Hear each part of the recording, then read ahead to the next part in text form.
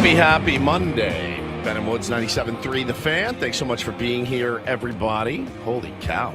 The chat is bursting right now with anger and vitriol. And I'm not surprised. It's a bad baseball team that played this weekend, my friends. And I'm talking about the Washington Nationals. But they found a way to beat your San Diego Padres 2 out of 3. First series loss in D.C. since 2018. A long time since they dropped a series up there. So not a great look for the Friars. I do have a chip out, and I will use it at some point today. Okay. Yeah. That was horse S. Absolute horse S this weekend. He's using it now. Yeah. Horse S. We don't have to do it here because we got Major Garrett coming on. He was at, poor guy, was at all 3 games, man. All 3 games he went to. I mean, the first half of the series. The first half of the series was good. And you got a then win. You got a Tatis home run. Yeah. You're up in the, 7th inning. You go. First half of the series was great. Yeah, it's great. The second half of the series was crud. Yeah, it was just a turd. Just a big turd. But, hey, listen, man, we've got plenty of time to talk about the San Diego Padres. I will say, man, it does make you start thinking about – it makes you start thinking about things you probably normally wouldn't have, right? Like I was thinking, I'm going on a family vacation at the end of July. And I was thinking to myself, I'm like, if these guys are playing like this, sorry, Ben and Paul, I'm taking vacation. I'm not going to – I'll take the gear. I'll jump on a little bit, but I'm not going to ruin my vacation like I did last year.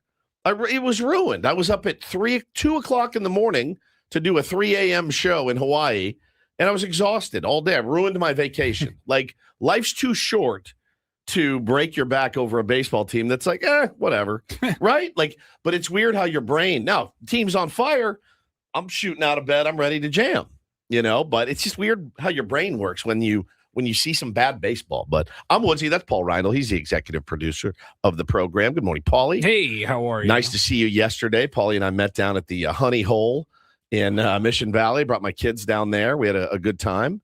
Didn't invite me. Thank you. No.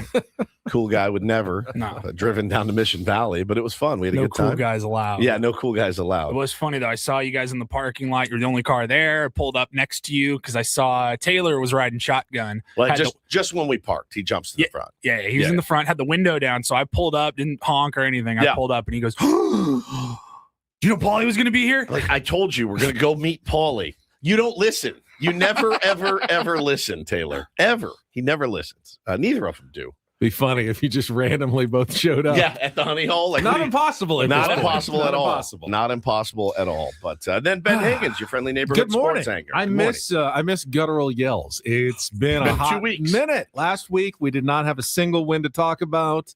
Obviously, start here with a couple of losses to begin our week. No game today, which means we got nothing until at least, Friday possibly. And, the odds of taking 2 out of 3 from the Phillies don't seem all that great right now. I miss the guttural yells to start the show. We had a lot of them the first month and a half of the season. Yeah, we did. It's been pretty bleak here, but my advice always is stop letting this baseball team affect your mentals. It really doesn't make any sense. It's a baseball game. It really, I know we love the team and, we live and die and bleed for the team, but we get in here, we complain about it, we piss and moan about it. Nothing really changes, and you go on with your day. Try to find joy in other things if you can. I wanted to shout out as I was leaving yesterday, the Honey Hole, and I was heading home. I was getting on the 163 and saw the Rock and Roll Marathoners. Ooh. And my wife ran the half and finished it. She was a panicked mess about it the day before. She's like, congratulations. She's carbo loading. She's like, doing all, and I go, how many is this? She's like, this will be my 6th half marathon. And I go, so what are you worried about? And That's she's like, 3 full marathons. Right, exactly. I go, what are you worried about? I go, you've never really had trouble with any of them. Why are you worried about this one? Oh, I don't know, year older, whatever. Okay. Text her after the thing. How'd it go? Great, killed it. I'm like, well, quit worrying about it. Like, you know how to do it. And so she had a blast and did it. But then I started thinking about all those full marathoners. And I went, man, I mean, I'm not trying to take anything away from my wife. I couldn't run a 10th of a marathon, no question. Bo actually said from the back seat, have you ever run a marathon? I just started laughing. He goes, what? And I go, no, I haven't run a marathon, nor would I ever. Woods And gets annoyed driving 26.2 miles. I can't even drive a marathon. Handle that. And I go, no. I go, no, I've never. I don't. He goes, why? Are you lazy? I go, well, yeah, but I'm also not a runner. I don't like to run. I find zero pleasure in the repetition of just running over and over and over. Zero. I barely like the treadmill. I can make it about 20 minutes on that. It's not because I'm fat and lazy. It's because I hate the repetition. And it kind of ties back into what we've been doing on this show lately. It's just a repetitive, these guys stink. I told you, no, you're right. No, we were wrong.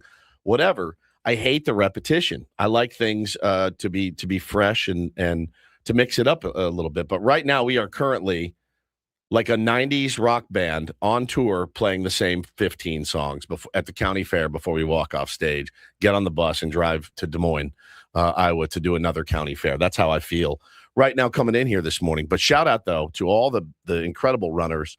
I don't know who won it per se, but I do know that I saw them running and I just went, that looks miserable. I mean, just as miserable as someone who ran every mile like twice as fast as I could possibly sprint, and they did it for 26 miles. It's insane. It's always insane. The winning time of a marathon around 2 hours or something is always insane to me. Cole says, I can't imagine Woods driving for some reason. I feel like he's a passenger king. I honestly can't remember the last time I sat in the passenger seat. Maybe in a year span, I sit in the passenger seat maybe 3 times. Maybe. Like, that's it. In a year? In a year. I might sit in the passenger seat all of 3 to 5 times. Yeah. I'm a driver. Always have been, always will be. Me too. I'm the driver. I'm always the driver as well. I do not like sitting in the passenger seat. I don't like it. Outside of riding with you me. to Arizona, and let's be honest, I've driven a good amount of those times too. Yep. Those are probably the only times you've sat in the passenger seat. Those are the only times I really sit in the passenger seat. When I'm like, bro, I'm exhausted. You drive. Yeah, that's happened I'm going to throw up. Yeah, I have.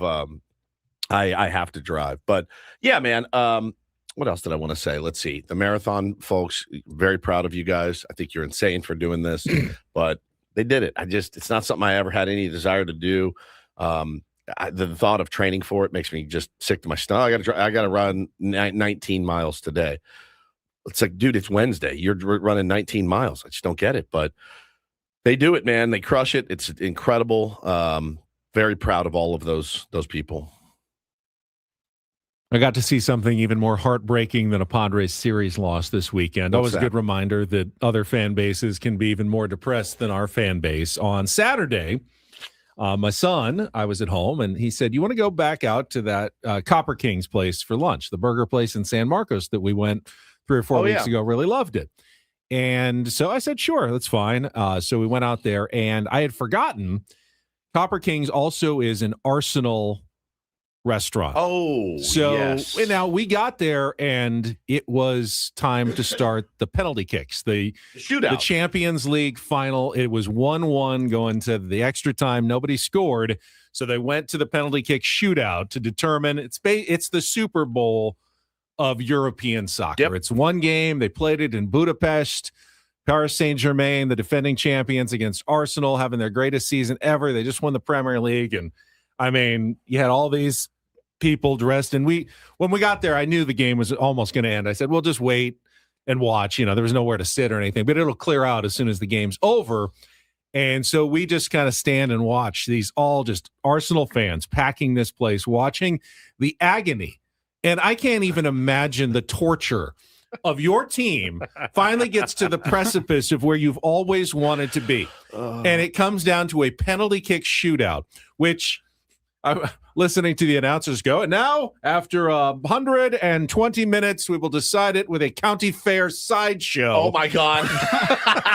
Of a penalty kick shootout, which anything can happen. It's just a bit of the luck of the draw. Is the goalie going to guess right or left? Is everyone going to get it on? And you just feel horrible. Whoa. When on goal, with the kicker, you've got to get. You can't make it if you don't get it on goal. Get it on in my vernacular is different than in the soccer world. Kick it on goal as opposed to miss to the side or high. Got it. And Paris Saint-Germain takes an early lead. Then Arsenal comes back and ties it, but then and then it comes down, and the last guy for Arsenal kicks it high, and they lose. And and just this entire restaurant just deflates. I mean, just the sadness of everyone walking out, just like, pay my bill and just walk out quietly from this place. It was a reminder that, man, sports can be absolutely exhilarating and unbelievably heartbreaking. And it's how it's going to be, and it's how it's always going to be. And then, then you start the bargaining with yourself on the way home after that. Well, I mean, God, we didn't even think we'd be here, So I'm pretty proud of the guys. I know that but you're so close. Close, man. You are within a minute of winning it all right there, just at the end. And it could go either way. It's like a coin flip at that point. Yeah, as a sociological experiment, sports is really dumb. I mean, it is like really, really, really, really dumb. I recommend, if you can, try to watch sports like 8-year-olds watch sports, right? My kids love the Padres, but, if they lose, they're like, all right. And then it's over. Right. And then we're on to the next thing. And, it's hard to do, certainly, because you get a little bit of wisdom the older that you get. But, it's tough, man. Yesterday's game, the end of the game was just horrible, just horrific. And I don't know what to do with these guys, man, at this point, but they keep making things difficult for themselves. Kind of garbage weekend. One that I honestly thought, oh yeah, we're winning this shit. Like before we went into the series, I was like, if you would ask me, we winning the series, I would have said going away. Yeah, we're gonna 2 out of 3 at least at a minimum. Anytime you can get just bodied by a soft throwing Civil War cadet like Zach Littell, you have to take that every time. I mean, I'm watching this guy throw. I'm like, this guy looks like he'd be an ace on the 95 Indians. You know what I mean? 90, 91, flummoxed our guys all day long. Just a garbage performance by the guys yesterday. The caught stealings, what are we doing here, man? Like you guys are better than this. They're better than this. So here I am saying don't get worked up, and now I'm getting worked up. No, you've played your chip, I did. So you're gonna get worked up today. I mean, that's why the chip has come out. You don't waste a chip if you're not going to get worked up. Don't let yourself get worked up. It's fine. I know. You want to just take a time out and get worked up and just get into it, or do you want to keep foreplay going? I want to keep foreplay because you sounded like you were about to launch into a diatribe. No, I woke up with a sore throat too, so that's great. I get it every year. So I mean, this is around the time I'm usually get strep throat or something. Like that's how I felt when I woke up yesterday, not feeling at my best and feel fine right now, but I'm trying to fight through that. You see my Alka-Seltzer, you'll hear me on the cough drop today, that bit. But anything else exciting happen over the weekend? Paulie? Not really. Shocker. No, Okay. I'm kidding. Oh. I'm kidding. I actually have a weekend report. It was my anniversary on Saturday night. Congratulations, Paul. There it is. 6 years. 6 years, Megan and I. So we went out on Saturday night, had a beautiful dinner down in Coronado. Same spot we like to go to. It's called Tavern. Okay. Just kind of a little, I don't want to say like hole in the wall, but it's kind of a hole in the wall. Like literally, it's like below the sidewalk. You kind of walk down some stairs and it's just kind of tucked away and hidden. Yeah, very European. And and we absolutely love it. It was packed. We had the Knicks and Spurs. Game 7 was on in the TVs. Every woman's dream on their anniversary. She was like, can we get a table where we can watch? Because she was interested. I love it. So we had a great time. And what'd you have? We shared a little bit of everything. We got some beef sliders, Feed each other? Wagyu tacos. Oh yeah. Here, we had a lemon and pear salad. Oh yeah. And some fish and chips. Delicious. Yeah, it was a good meal. Now, here's the way that my twisted brain works. If it's my anniversary dinner and I'm thinking about, hey, can't wait to celebrate in style when we get home. You know what I mean? It's our anniversary. I don't know that I'm getting fish and chips. It's greasy, oily, it's heavy and oily. Yeah, you know what I mean? Just broke them up and kind of picked at them. It was, I think I had more of the chips than the fish. Got it. The Mexican food is always hard too. We just kind of grabbed a little bit of. You don't want to bean. Yeah, we grabbed a little bit of everything. I'm weird where for whatever, I don't remember what it was. If we were having a conversation or me and my wife were having a conversation, started talking about fish and chips, and I hadn't had fish and chips in a minute. And I was like, it gets in my head and I'm like, I have to get them now. The other thing was I did the move where check online, open up the menu that morning or maybe the night before, kind of start planning out what you're going to get. They had this summer corn soup that looked unbelievable. All in. Then we sat down and it wasn't on the menu. Oh, it bummer. threw me for a complete loop. I was like, I got to start over entirely. I gotta go somewhere else. We gotta figure this out. Elisa nails it, by the way. She says you celebrate before dinner, and I go, now that is absolutely genius.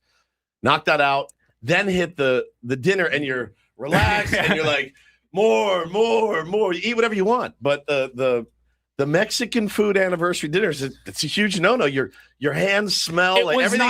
You're burping. It was 2 Wagyu steak tacos, like one each, like a little entree. But plus a whole trough of fish and chips. Well, and a salad. And what else did we have? I saw something online. The sliders were my favorite. Recently, Woods, was exactly that. It was asking the question, why does everybody wait until after you go out and dinner and drinking at the end? It's like, before, and then you get ready, and then you go out and you have your evening. Why would you wait until after when you're all full and tired? And think about it, because if you're like dating this girl, it's like one of your early on dates too, and you're like, really do it. You're hoping maybe that happens later.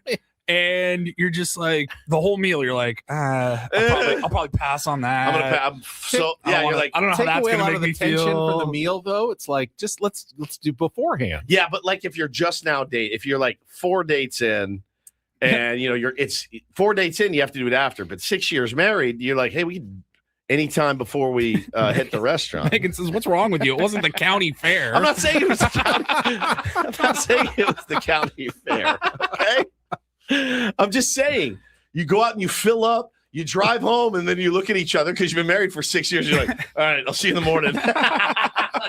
It's just standard. It's very standard. But those are the things that you don't think about when you're married that you did when you were younger. Like Paulie said, you go on a hot date and be like, I'll just do some bread and butter. I will do a salad, no dressing. Salad, no dressing, please. And I'll do that chicken breast, please, if you could. Because, you don't want to stink. You don't want to smell like refried beans and fajita meats and like all that stuff.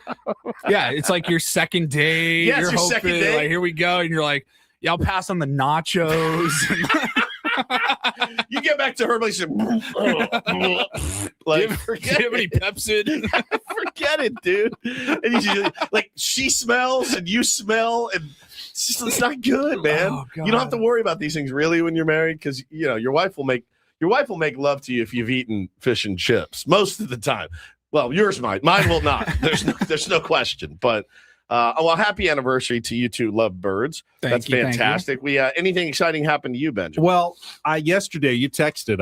I got excited because you said 4 weeks, guys, because we're going to be headed to Chicago with the Tier 1s for our trip to the North Side. And the baseball should be great. So in 3 more Mondays, we will be broadcasting live from Chicago. 1, 2, 4 weeks from today. Wow. We will be broadcasting live from Chicago that morning. It's really happening. But you got me thinking about food, so I started looking up all the places that we're going to go. Giordano's Pizza, Johnny's Beef, the things that are on the itinerary. Save him saying Johnny's Beef. That's where we're going. We're going Johnny's Beef. I need it. I don't know why, but got an Italian place on the schedule, and I just started looking up at menus like I do and getting excited about the food options in the Windy City when we'll be there in less than a month. It's the Sunshine City. I'm starting to think about all of the trips that I have coming. I haven't taken many trips this year at all. I did Joshua Tree for a night, but I've been home most of the time. But yeah, I'll have Chicago and Hawaii and got this bit. Did I tell you guys what I'm doing? My parents want to take Johnny's Beef. Yes. Johnny's Beef. Thank you, Paulie, for that. Put it in the file we'll get to it at some point file. We'll find a job. We'll find a job for Johnny's Beef at some point. Did I tell you guys what I have to do? This is crazy. So my parents want both boys for a week in the summer, but they want them in Texas. And so I said, okay, well, I'll bring them there. Now, they live 2 hours from the airport. Kind of an ordeal. So what I'm going to do is my parents said, well, we'll meet you at DFW, and then we'll drive them back. You don't have to drive. But I'm flying in that morning, walking them outside, going right back in through security, and getting on the plane the same day. Oh. Have you ever flown twice in the same day? I never have. I did once. You did? I called a USD game in Phoenix. Okay. And I flew in, For the did morning. the game, and then got the last flight back to San Diego that same day. Okay. But never just like leave and then go right back into the airport on a round trip. Spend almost, I will walk them outside. Oh, here they go. Love you. Be careful. Have fun. No bad language, all that. And then go right back in the airport and get on my plane. It's different. When I was young, I remember getting put on a plane as like a 6-year-old by myself. Solo. And, Solo, you had a tag around your like, hey, neck. your relative will meet you when you get off the plane in your city of arrival. Which was pretty badass back then because they treated you like you were King Charles. Truly, like you had the thing around your neck.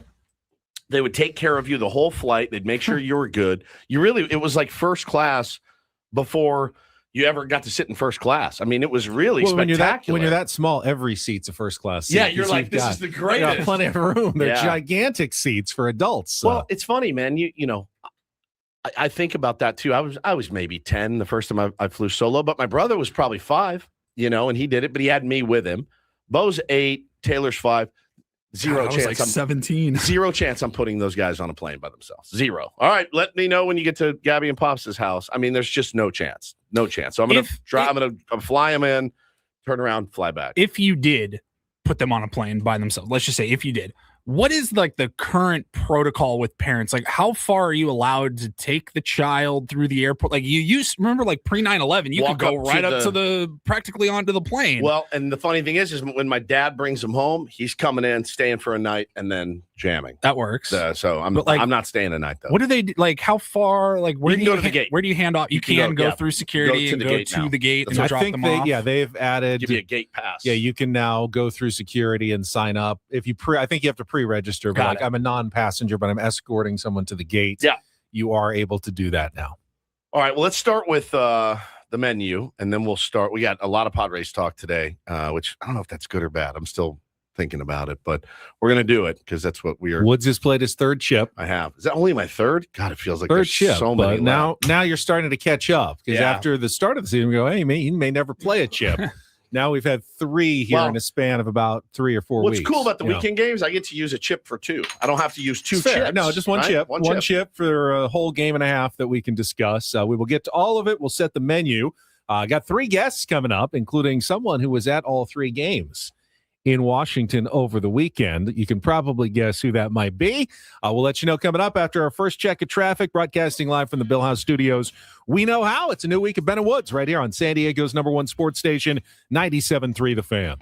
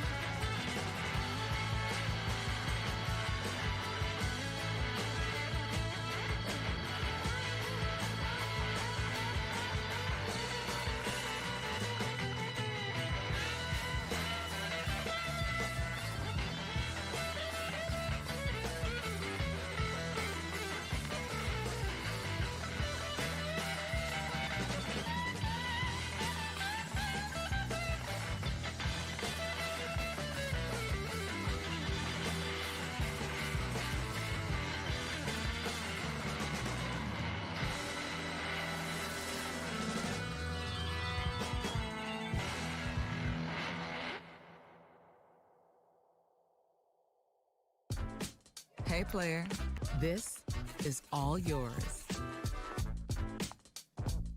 This room with this view. This speakeasy with this cocktail. Hey, could you make that too? The spa with this. Ah. And this pool on this roof. This is all for you. The all-new Hamul Casino Resort, now open.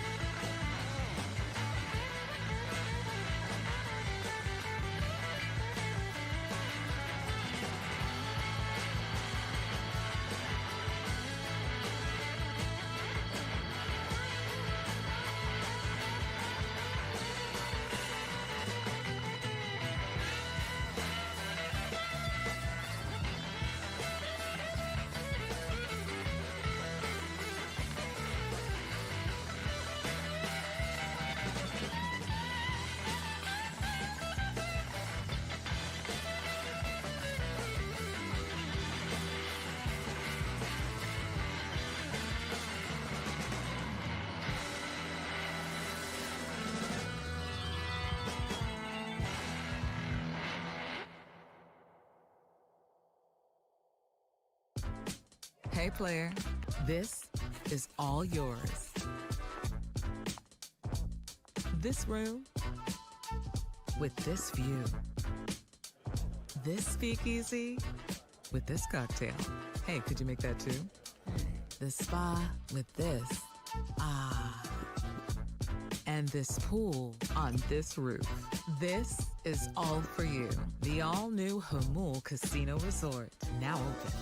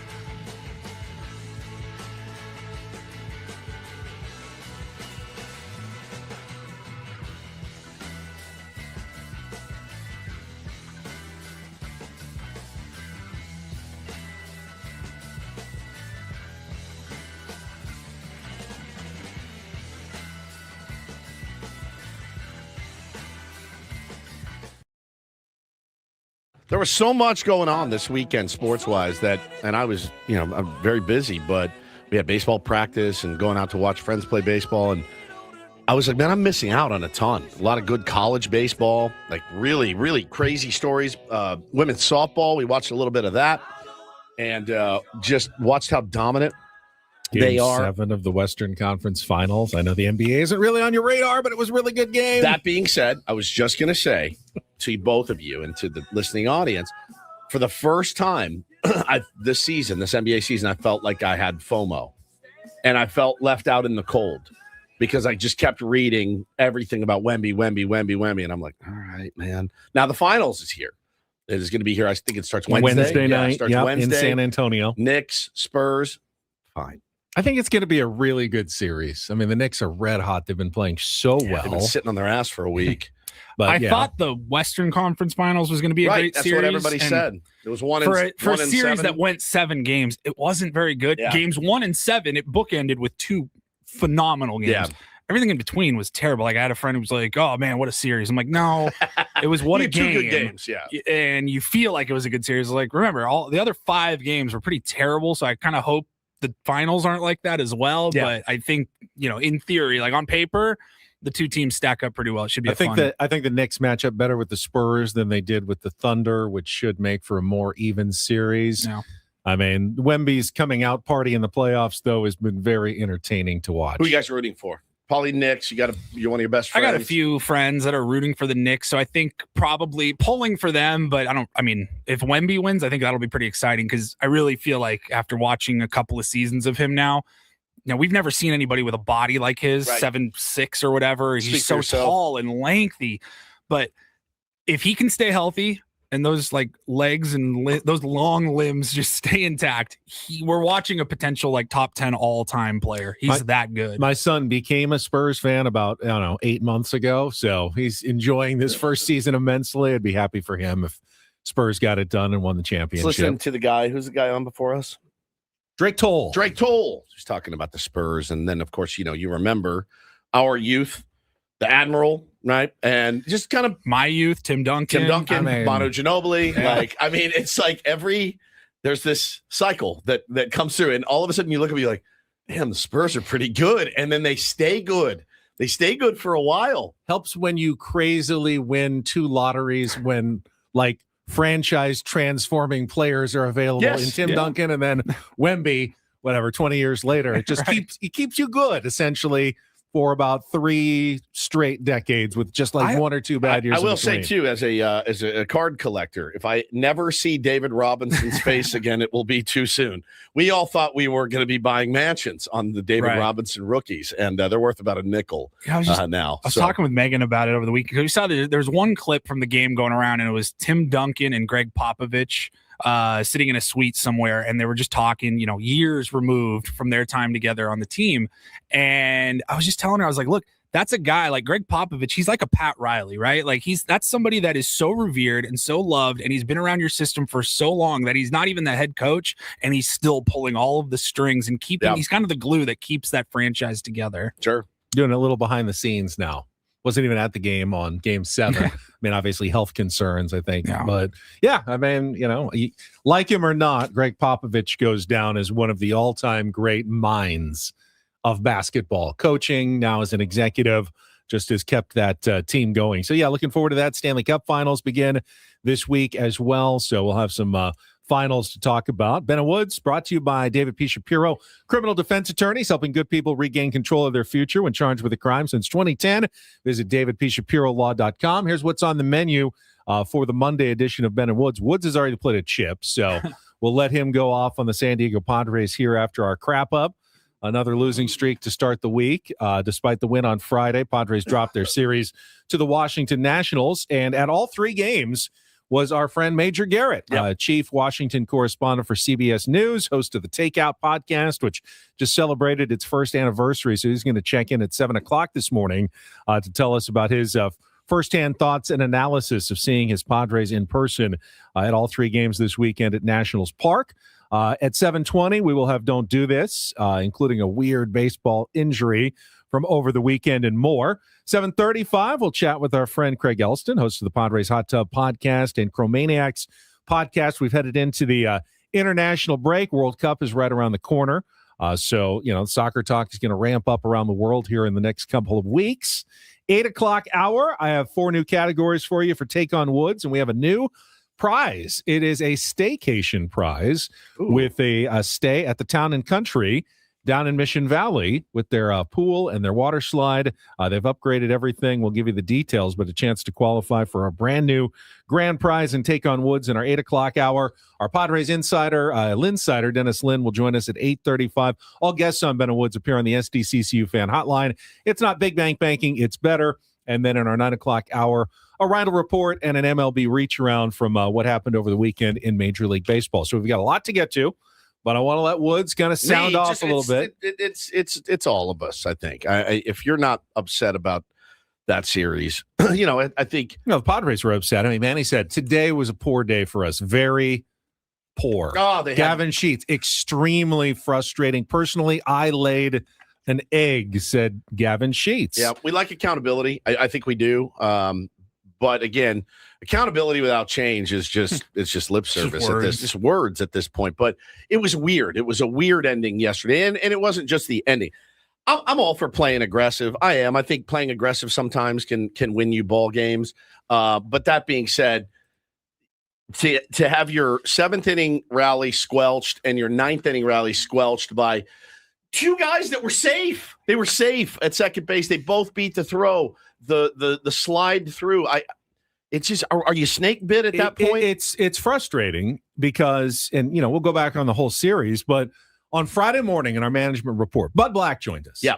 And one thing he said as manager to try to get a team going, he'll put men in run. motion. He'll send guys going, hit and run. And then on Friday night, you had a very key play in the Padres' big inning in which they stayed out of a double play by putting a man in motion. Yeah. I texted Buddy and I said, boy, you looked smart. He said, I didn't see it. I was at the Lake Elsinore game, Scott and Cruz Schoolcraft on Friday night, but I said, man in motion, kept him out of a double play. Ground ball right to the shortstop, but Toddy's sliding in the second as soon as he gets it. But then the second half of the series, they try to send guys, and it blows up in their face. The thing so it can go either way. It didn't, and it shouldn't have. I mean, if you can hold the bag, right? Like, hold the bag both times. I think both of those guys are safe. I know there was a super weird call on Saturday night's game. Saturday night was such a bummer. Got Craig Stammen ejected. It was that weird. Finally got him ejected.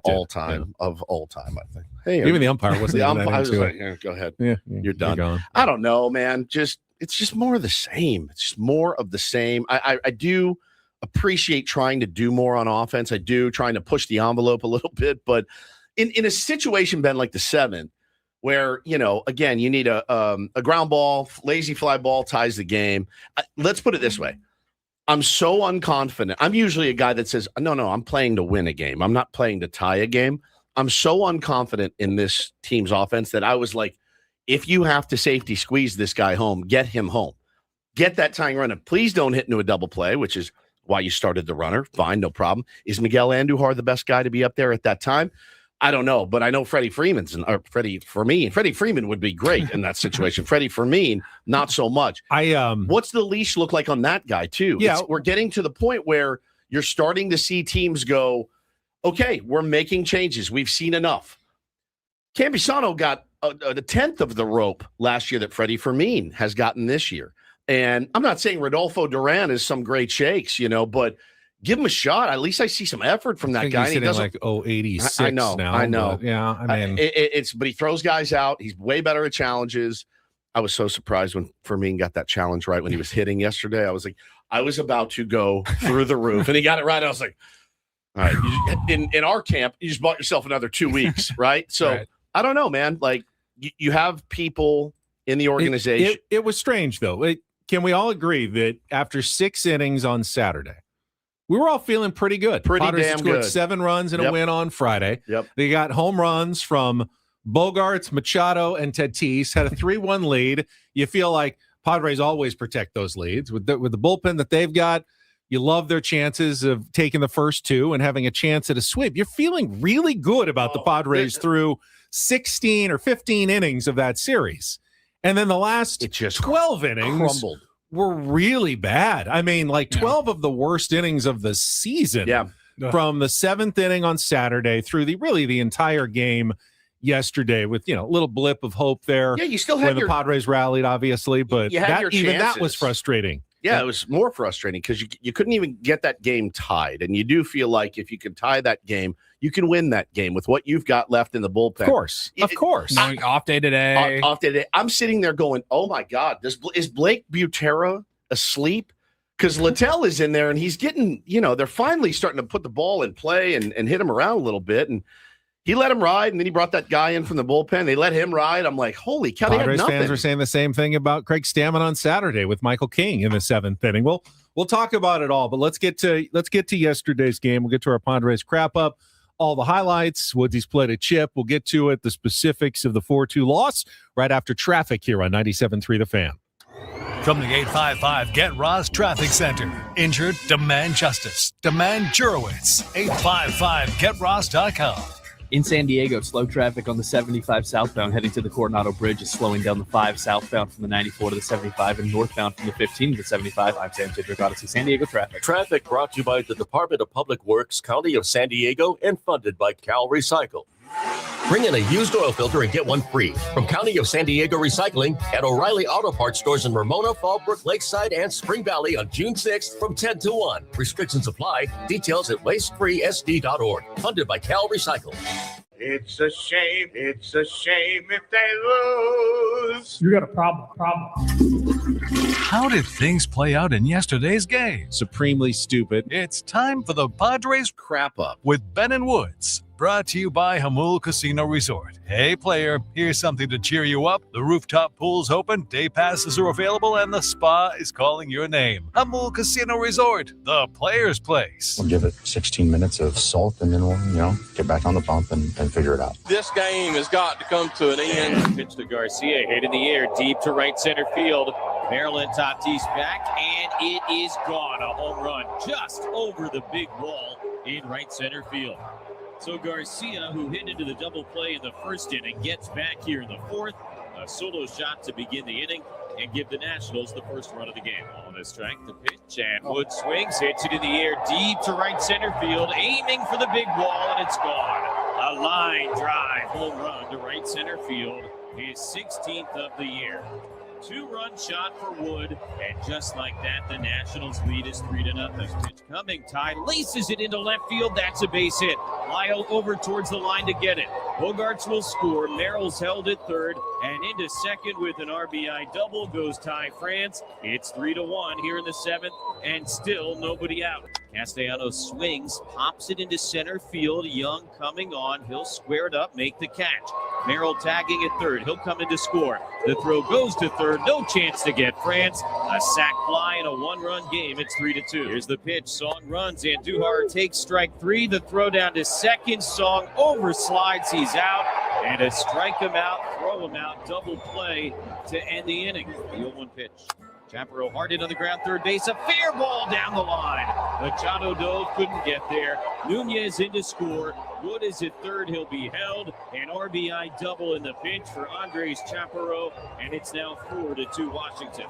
2-2. Merrill takes off. The pitch to France is a strike. The throw down, not in time, but he overslid and he's out. That'll end the game. A strike him out, throw him out, double play, because Merrill overslid at second base.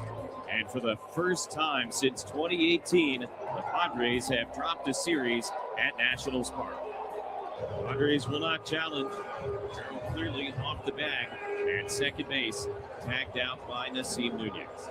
Final score here this afternoon, the Nationals 4 and the Padres 2. Yeah, we always expect more out of our offense. Pitchers always have the advantage, and sometimes they throw a good game at you. We've got to continue to try to take team at bats, work the pitcher a little harder, maybe get guys on base without a hit.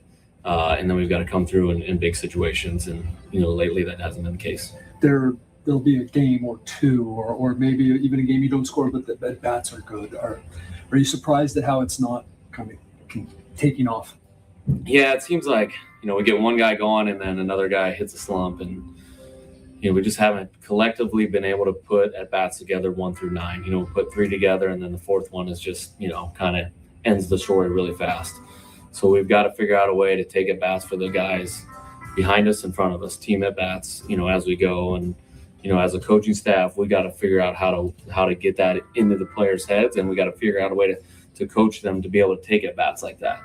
And find out, what their mindset is when they're taking those at bats, whether they're thinking that way or not. And I think a lot of times they are thinking that way. They're trying to hit for each other, and we're just not able to get it done.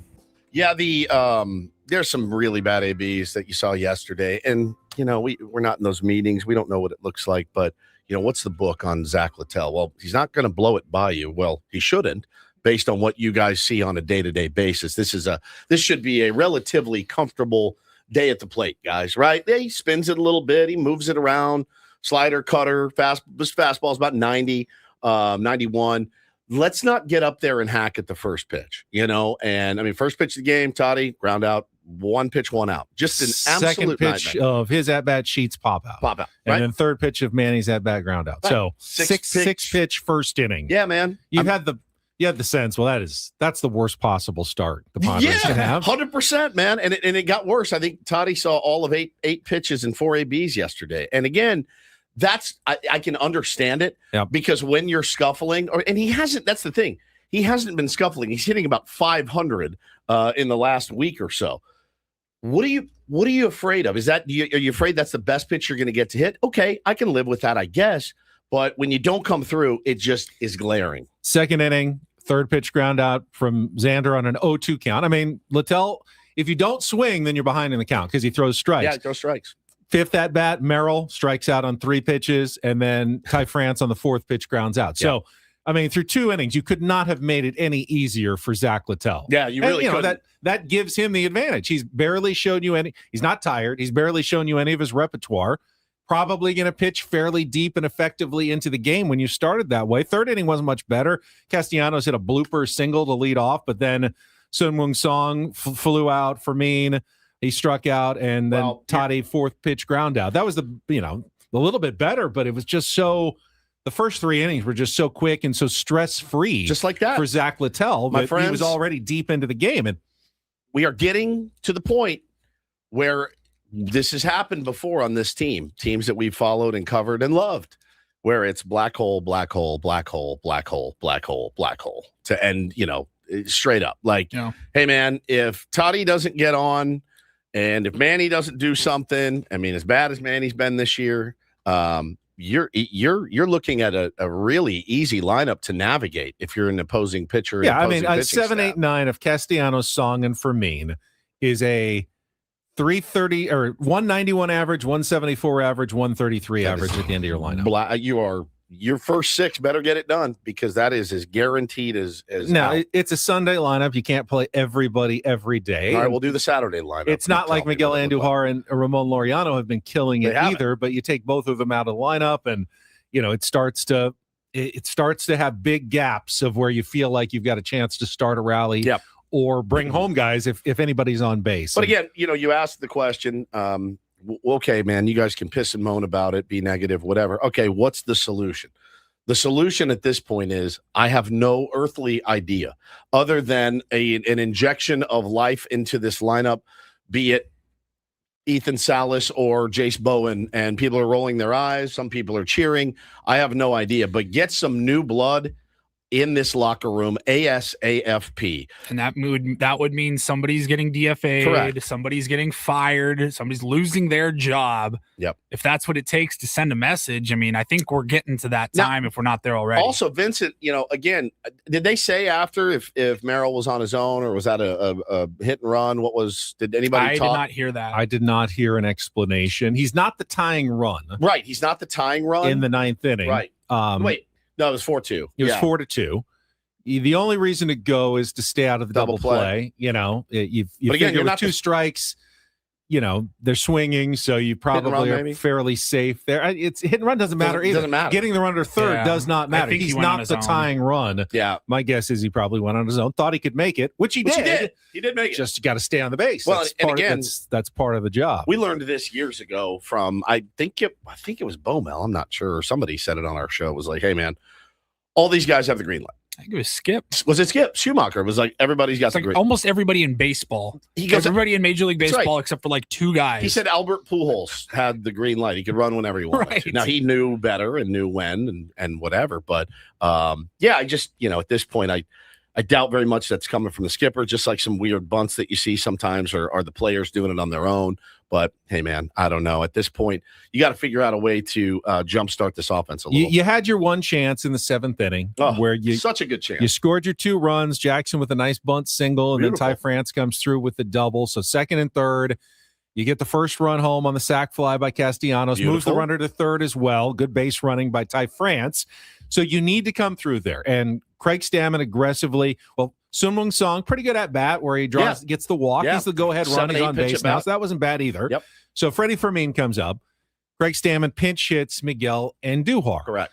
Now, you had Ramon Laureano as well, or maybe you didn't. Maybe he wasn't feeling great. I don't know. Maybe the matchups told you Andujar. Because he never got in. He didn't. I was thinking Laureano is less likely to ground into a double play because he's a little faster, but they went with Andujar, and Andujar, it was terrible at bat. Just terrible at bat. Swung at pitches out of the zone, fouled him off, then let one go right down the middle for strike 3 that resulted in the strike him out, throw him out, double play. That was your chance. As you said, Woods, if they tie the game there, you like the Padres' chances. I do. And so that we're at the point in the season where I'm begging you do what you got to do to tie this game, and then let's take our chances. And they never did. Yeah. So Padres fall 4-2. We can talk more about the weekend that was, but we're going to get the first-hand account when we come back. Our friend Major Garrett, who was at all 3 games, is going to join us from Washington, D.C. Coming up next year with Bennett Woods on San Diego's #1 sports station, 97.3 The Fan.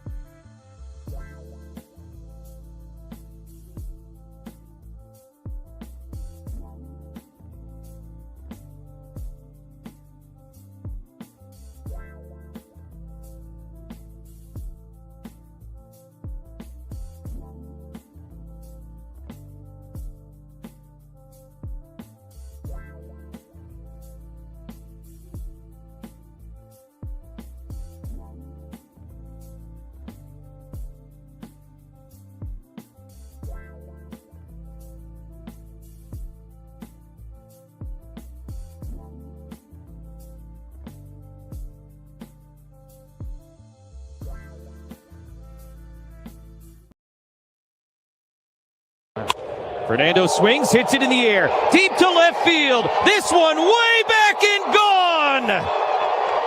The seal has been broken, and Fernando Tatis Jr. on May 30th has hit his first home run of the season. Did you guys scream? Oh, Yeah. God, Yeah. yes. I screamed. Yeah, that was clearly gone when We he hit were, it. Clearly. We were heading out to go watch our friend's team pitch in our buddy or Bo's buddy Vance pitch in the championship game, and so we were going down to watch that.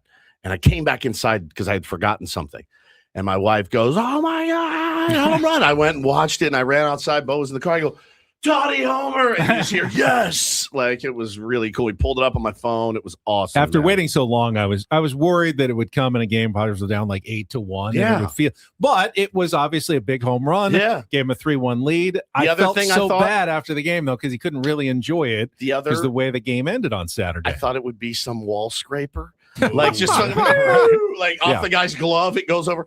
No, that ball was 451? 451. is what longest they home said. run of the Padres season and longest Fernando's hit since the one that left Dodger Stadium several years ago. I know our first guest of the week had no chance to catch it because he must have had better seats. Oh, he's not than sitting that. out there. You needed horrible seats to catch that one because Major Garrett, Chief Washington correspondent for CBS News and host of the Takeout Podcast, which just celebrated a 1-year anniversary. Congratulations, Major. You were at all 3 games. Thank you for joining us this morning. I was at all 3 games, yes, indeed. And Fernando's homer was a no-doubter. It was great to see. I was not in the cheap seats. I was in better seats because, well, that's just how I roll. I get it. And I'm telling you, that Saturday game felt in the bag until the 7th inning. And I don't know about you guys, but whenever I see a starting pitcher tell the grounds crew to start fussing with the mound, I think to myself, this is not going to go well. Yeah. It just isn't. It gets in their head. They're domed out. Yep. The landing spot suddenly feels off. It never can be quite right. And as soon as Michael was on the mound, he was not himself in that 7th inning. And I've rarely seen an inning collapse that fast. 6 runs on basically 2 base hits. Yeah. I mean, it was a huge bummer that Saturday night because I thought we're gonna win. We're gonna win the series right here. We're up 3-1. We got Michael. He's like at 65 or 66 pitches going into the 7th. This thing's in the bag, and then suddenly it was all gone. It happened really fast, as you mentioned, Major. I mean, Abrams hit the first pitch change up for a single. Sorry, that was probably the one legit hit of the inning. Now, yes, Michael King came into that inning with like less than It was like 70 64 pitches. Yeah, I mean, I Yeah. don't think there was any surprise or any question. Yeah, you bring Michael King back out. You used a lot of your back end bullpen on Friday, so You've if used a lot of your bullpen If you can all get year. 7 or 8 out of King the way he was dealing, I had no problem with Stammen leaving him in the None. game.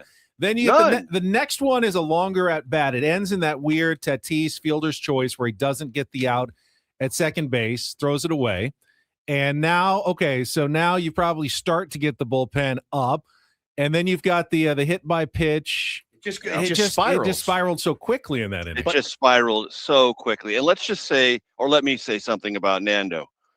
Look, I told you guys after fantasy camp, I would be a much more forgiving baseball fan, and I am. Baseball is hard. Baseball is incredibly hard. This is not his natural position. Obviously, Fernando is a tremendously gifted athlete. He can make the basic play, but you can just tell quite naturally, quite understandably, his footwork isn't what it needs to be on the exchange at second base or on something that he's off balance on throwing towards shortstop from second base. That's natural. That's not his position. And the longer he's there, play to play to play, the more this shows up. A couple of double plays turned well, but not well enough to get the out. That opened up a space on Saturday, and it opened up a space on Sunday. This is not Nando's fault. I am not blaming him. He is put in a position where we have to fill a hole. But the longer that experiment goes on, perhaps he'll get better, but that's not his place. And the longer he's there, the more that weakness, not his fault, but it's still a weakness, is exposed. I just think with a 2-run lead there, just get the out at first. Don't try to make the heroic play. That's not the tying run out at second base. If they come around and score, you still have the lead. Get that first out. Give your pitcher a little lifeline. Now you've put him in a really bad situation, which, of course, got much worse there. Yep. Yeah. And look, we could have swept that series, or we could have been swept in that series. That Friday game was saved by Action Jackson with a massive home run. But we were down most of that game, and I felt like we were sure going to lose that Friday game. So when we won Friday, I'm like, hey, we stole one. That's great. We're gonna get this one on Saturday. And the difference across the series, look, the Nats are a young, aggressive, athletic club. And they take risks, calculated risks, and they have the speed to make them happen. By comparison, we don't have the speed to make calculated risks happen. And that showed up really obviously on Sunday. I mean, 2 strike him out, throw him out 7th and 9th. Yikes. That was pretty rough. And again, I you see it all the time, Major, when an offense is scuffling, you're trying all kinds of stuff to get it going. And hey, by the way, again, we belabored the point today. Both of those guys had that bag stolen had they just stayed on the base, like you're taught to do at every level. The force in which they have slid into the bag has now carried him through the bag. It's such an easy tag for the shortstop or second baseman. And now you've cost yourself, runner in scoring position. They both had that bag stolen. That's the beauty of this game, is that a little inch here, a little inch there. They're not winning the inches right now at all. They're losing the inches, Major. And that's right. None of us want to lose Bogey. inches. We've seen Bogey get a lot of outs at second base, holding that bat, holding the glove on the oversliding runner. Bogey's really, really good at that. So we've been on the other side of that ledger many, many times off for the plus. And it was all on the downside this weekend. But look, credit to the Nats. They're a good, feisty young club. Yep. And look, every time James Wood comes to the plate, that stadium lights up. Yeah. They just know he is an athlete and he is going to deliver something special. And obviously I'm sitting behind home plate, generally up a couple of decks. I didn't see where the pitch was that he hit for the 2-run homer, but the guy is an amazing talent. The ball that he got to oh my gosh, yes. And off the bat, I'm like, that's down. Streaking like a Flash. Oh, he made it like look Flash Gordon or something. Made it look ridiculously easy. He's a really ridiculously great easy. Yeah, and that team right now is in second place in the NL East. The Washington Nationals are, so they are playing much better. Certainly helped by the San Diego Padres, Major. All right, so you're a practical guy. Got Major Garrett on with us here on Ben and Woods. You're a practical guy. What is there to do right now, if anything? What are your solutions? Are we lighting a fire? Are we doing what the Giants did? Giants just said, "Hey, third base coach, you're costing us games. You're out. You're done. We're sending you down." No. We don't fire anyone 6 games up at this point. No. Okay. What I thought was interesting about yesterday's game, Jackson Merrill bunting to get on the 7th. That's what we have to do. We have to be more innovative. We have to play more small ball. Early in the season, when we were winning those late games, we were just getting a hit to keep the line moving. We're not keeping the line moving. And I'm not saying the guys are not trying. I'm not saying that. I know they are. Baseball is hard. I'm very forgiving. I'm in a much more forgiving frame of mind than I've ever been in my entire life as a baseball fan. But small ball matters, and small ball helps you do things unexpectedly, which was what Jackson did to get on. He's like, I just got to get on.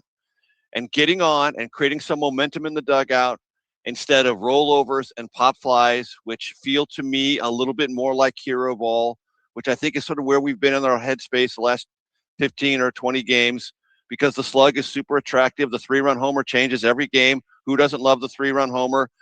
But the 3-run homer comes with a lot of rollovers and pop outs.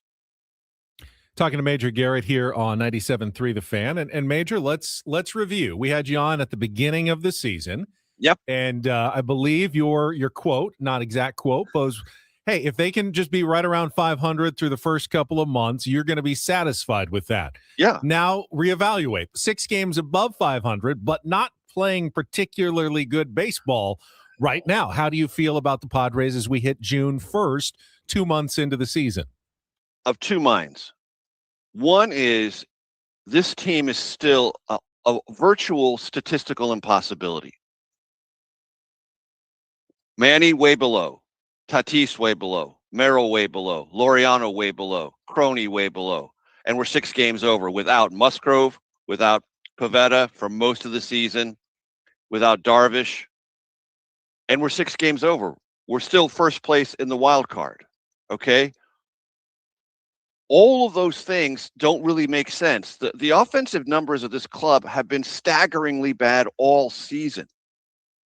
We have a run differential that is embarrassing to be the first place wild card team. It's almost impossible. Why is it? Some clutch hitting and a bullpen that, here's the downside. I am stressed out of my gourd about the bullpen. I just think too much is being asked of them. And the payment comes due in September and October when you can least afford to pay it. We need more length out of our starters. We need a starting rotation that is more consistent, that is more capable of getting not just through the 5th. I'm sorry, that will never satisfy me from a starting pitcher. I know it satisfies a lot of the analytics folks, but it doesn't satisfy me as a fan or someone who cares about preserving what is the best bullpen in Major League Baseball. We've got to get into the 6th inning at minimum on a regular basis. I hope Musgrove and Pavetta can come back. You guys are much closer to that than I am. I don't know if they will or not, but if they don't, then we have to make noise at the deadline, because this starting rotation does not scare anyone going into the playoffs. And you cannot, we've seen this too often. You cannot win playoff games with just a strong bullpen. You can win games you're ahead of, but you're always up against the best pitchers. And what's our record against the best pitchers? Not good. Not very good. You need offense. In the playoffs, you need offense because if you only have a couple of starting pitchers, you can mix and match your way through it, but you have to have a lead and you have to have the offense. You got to have a lead. Yeah. And I'm looking right now. Kevin Acey put it out in his piece this morning. Since May 18th, Walker Buehler's pitched 10 2/3, given up 5 earned runs. Griffin Canning's pitched 16 2/3, the workhorse of the staff in 3 starts, 10 earned runs. Giolito, 2 starts, 7 2/3. Michael King, 2 starts, 9 2/3. Randy Vasquez, 2 starts, 10 innings pitched, 7 earned runs. They're not getting much from their starters. 4 to 5 innings outing. It's exactly right. And they got to be better as a staff, because you're right about the bullpen, man. They're volatile, and then there's only so many bullets that you're going to have all season long. I understand trying to go for wins in close games. That's what you're supposed to do, and you've got the horses to do it. But if the starters are only giving you 3 2/3 or 4 2/3, it's not a good recipe when your offense also stinks. Yeah. So again, there are a lot of statistical ways to pull this team apart and say they should be 10 games under 500. Oh, easily.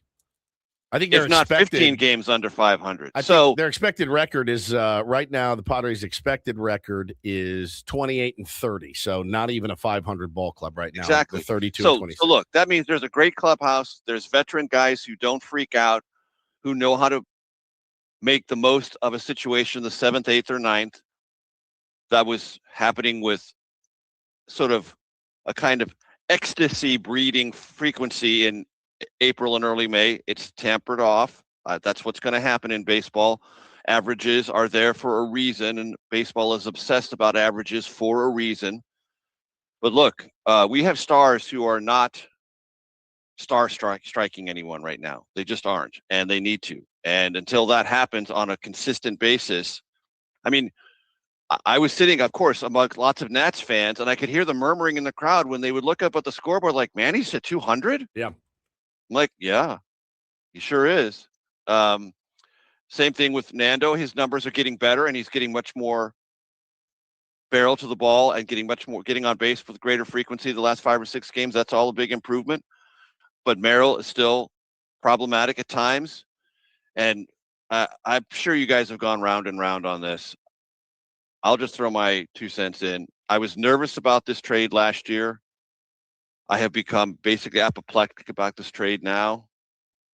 We gave up Ryan Berger and Stephen Kolek for Freddie Fermin. And I know he calls a great game, and I know he's really good at catcher's run saved. Very, very good at that. I know he's taken tremendous beating behind the plate, like 6 foul balls off the mask. I mean, that is, people can't even begin to understand how difficult that is, how concussion-like that is. But I mean, he's hitting 133. The bottom of the order now just feels like a time that the 7, 8, and 9 just feel like The pitchers don't even have to pay attention anymore. Yeah, sandwich time. Go make your sandwich. That's Yeah. go to the bathroom. Feels like 2017 Padres where you had a pitcher, 7, 8, 9. They were just like, all right, time to go grab a beer or grab a hot dog or whatever. Yeah, 100%. In the stadium, I would see reality start happening. I'm like, oh God, here we go.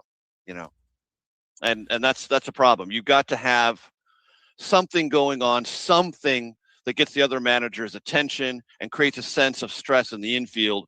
7, 8, 9, and right now we're not there. How is that stadium in Washington? Everyone, awesome. Yeah, everyone said atmosphere has been better with the Nats playing better. I saw a lot of empty seats. It seemed like, at least at the start of the game. Yes. Certainly not Petco Park, but do you find it to be an enjoyable experience there? Sure, that is a classic stadium in the modern era, of which you can say there is nothing wrong with it. Nothing. The concourse is wide. The food selections are great. Gets a nice breeze. I do not like the all sun seats there. You really get baked if you're in the all sun seats at Nats Park. But there is no hook about that place. There is nothing emotional about that place. There's nothing you walk in and say, I'm in Nats Park. You walk in and say, I'm in a baseball stadium. I can't remember exactly where, but it's a nice stadium. It's fun. It's certainly pleasant enough, but there's no hook to it. It has no personality. Got it. And that's always been true. I loved RFK. I went to lots and lots of Nats games at RFK. That was an old, dumpy stadium, but it had tremendous character, tremendous flair. You knew the Senators played there. That place was an event. That place was cool. Yes, it was a dump, but it was a charming old stadium dump. Nats Park is perfectly fine, but it's not like Camden. It's certainly not like Petco. It just doesn't have a hook. It desperately needs a hook, but it's a perfectly fine place to go to see a baseball game. Perfectly fine. Easy to get in and out of. It has everything you want. Checks every box. It doesn't have a personality. Yeah, pretty fun team though. I mean, honestly, they got some good players, and bottom of their order absolutely decimated the Padres. This week. They don't have the pitching to go anywhere this year, but they certainly know. Back to Nationals Park, like they had a World Series 7 years ago. It still does. It doesn't feel like they really had like any memorable moments though at that stadium that like stick out in your mind. No, and the stadium doesn't have any interesting angles. The field doesn't present any particularly interesting way. The bullpens, it's like I said, there's nothing wrong with it. It's just not a place that you walk into and say, I know exactly where I am and why this is a cool place. And I remember that thing at that angle or that sight line. You just don't have it there. But this club is youthful. It plays energetically, and the fans like it quite a bit. And usually when I go see Padres games in Nats Park, the Padres usually roll pretty heavy. And we had a great turnout of fans all over the park. A lot of them concentrated around third base. I was on the third base side Friday. That was kind of fun. Actually, on Friday, I had a great experience because quite coincidentally, my seats with a buddy of mine were right near the family section. So I met Michael King's father, Jim King, and his wife and his young child. Yes. That was super great. Met some of the families. That was wonderful because they kind of recognized me. And we won, so that was really good. But Nats Park is fine. But it's no Petco. I mean, it is miles and miles away from Petco, because when you're at Petco, it is a complete experience. And Friar Faithful, Padres Nation is an emotional thing. The Nats are a not emotional club. And Washington is not an emotional city. Not for this club, not yet, at least. Major, congratulations on the championship ring. I don't see you wearing it at the moment. You got it there, though.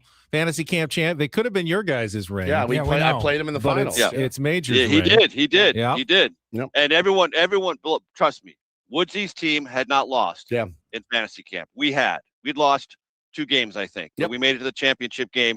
It was an upset.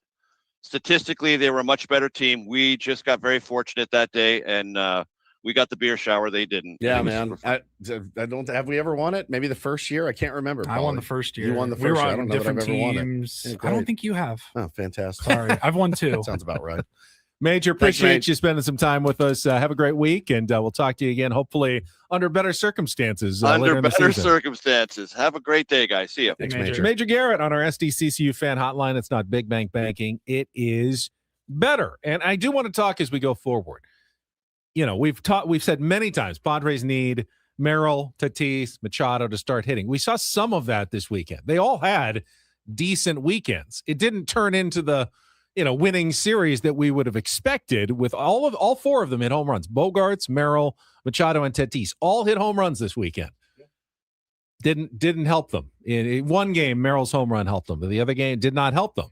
So is that a sign that at least those guys are maybe coming around? Could that be some positive for the future? But when we come back, don't do this. A lot of wild stuff, as you said, around baseball this week. Man, one of the craziest youth sports meltdowns and stories that I have ever seen in my whole life. I cannot believe people like this exist, but they do. We will get to that coming up next. It is Ben and Woods. Don't go away on San Diego's #1 sports station, 97.3 The Fan. First, though, baseball season, a marathon, not a sprint. You win it by staying disciplined over the long haul. Retirement works the same way. A lot can happen over 20 or 30 years. Market swings, inflation, healthcare costs, even unexpected expenses. And without a plan, it's easy to get knocked off course. That's why Trajan Wealth focuses on long-term strategy. TRAJANwealth.com. Their fiduciary advisors help build retirement plans designed to hold up through good seasons and tough ones, based on your goals and your risk tolerance. They're local with offices at Liberty Station, Carlsbad, and Del Mar, and they understand what it really costs to retire here in San Diego. So if you've been thinking about getting a game plan in place, and you should, now's a good time. You can start by calling them at 1-855-TRAJAN1. That's 1-855-TRAJAN1. And when you're ready, everything starts at TRAJANwealth.com. Trajan Wealth. Plan smarter, dream bigger. Advisory services through Trajan Wealth LLC. Additional services through Trajan Estate and Trajan Tax. Actual client, paid advertisement, additional disclosures at TrajanWealth.com.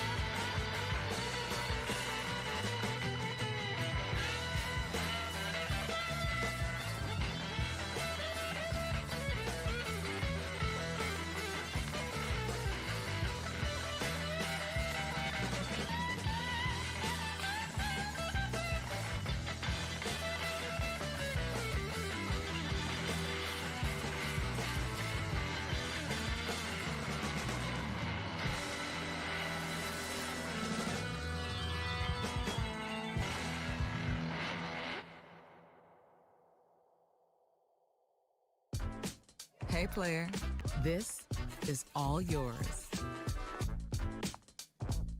This room with this view. This speakeasy with this cocktail. Hey, could you make that too? The spa with this. Ah. And this pool on this roof. This is all for you. The all-new Hamul Casino Resort, now open.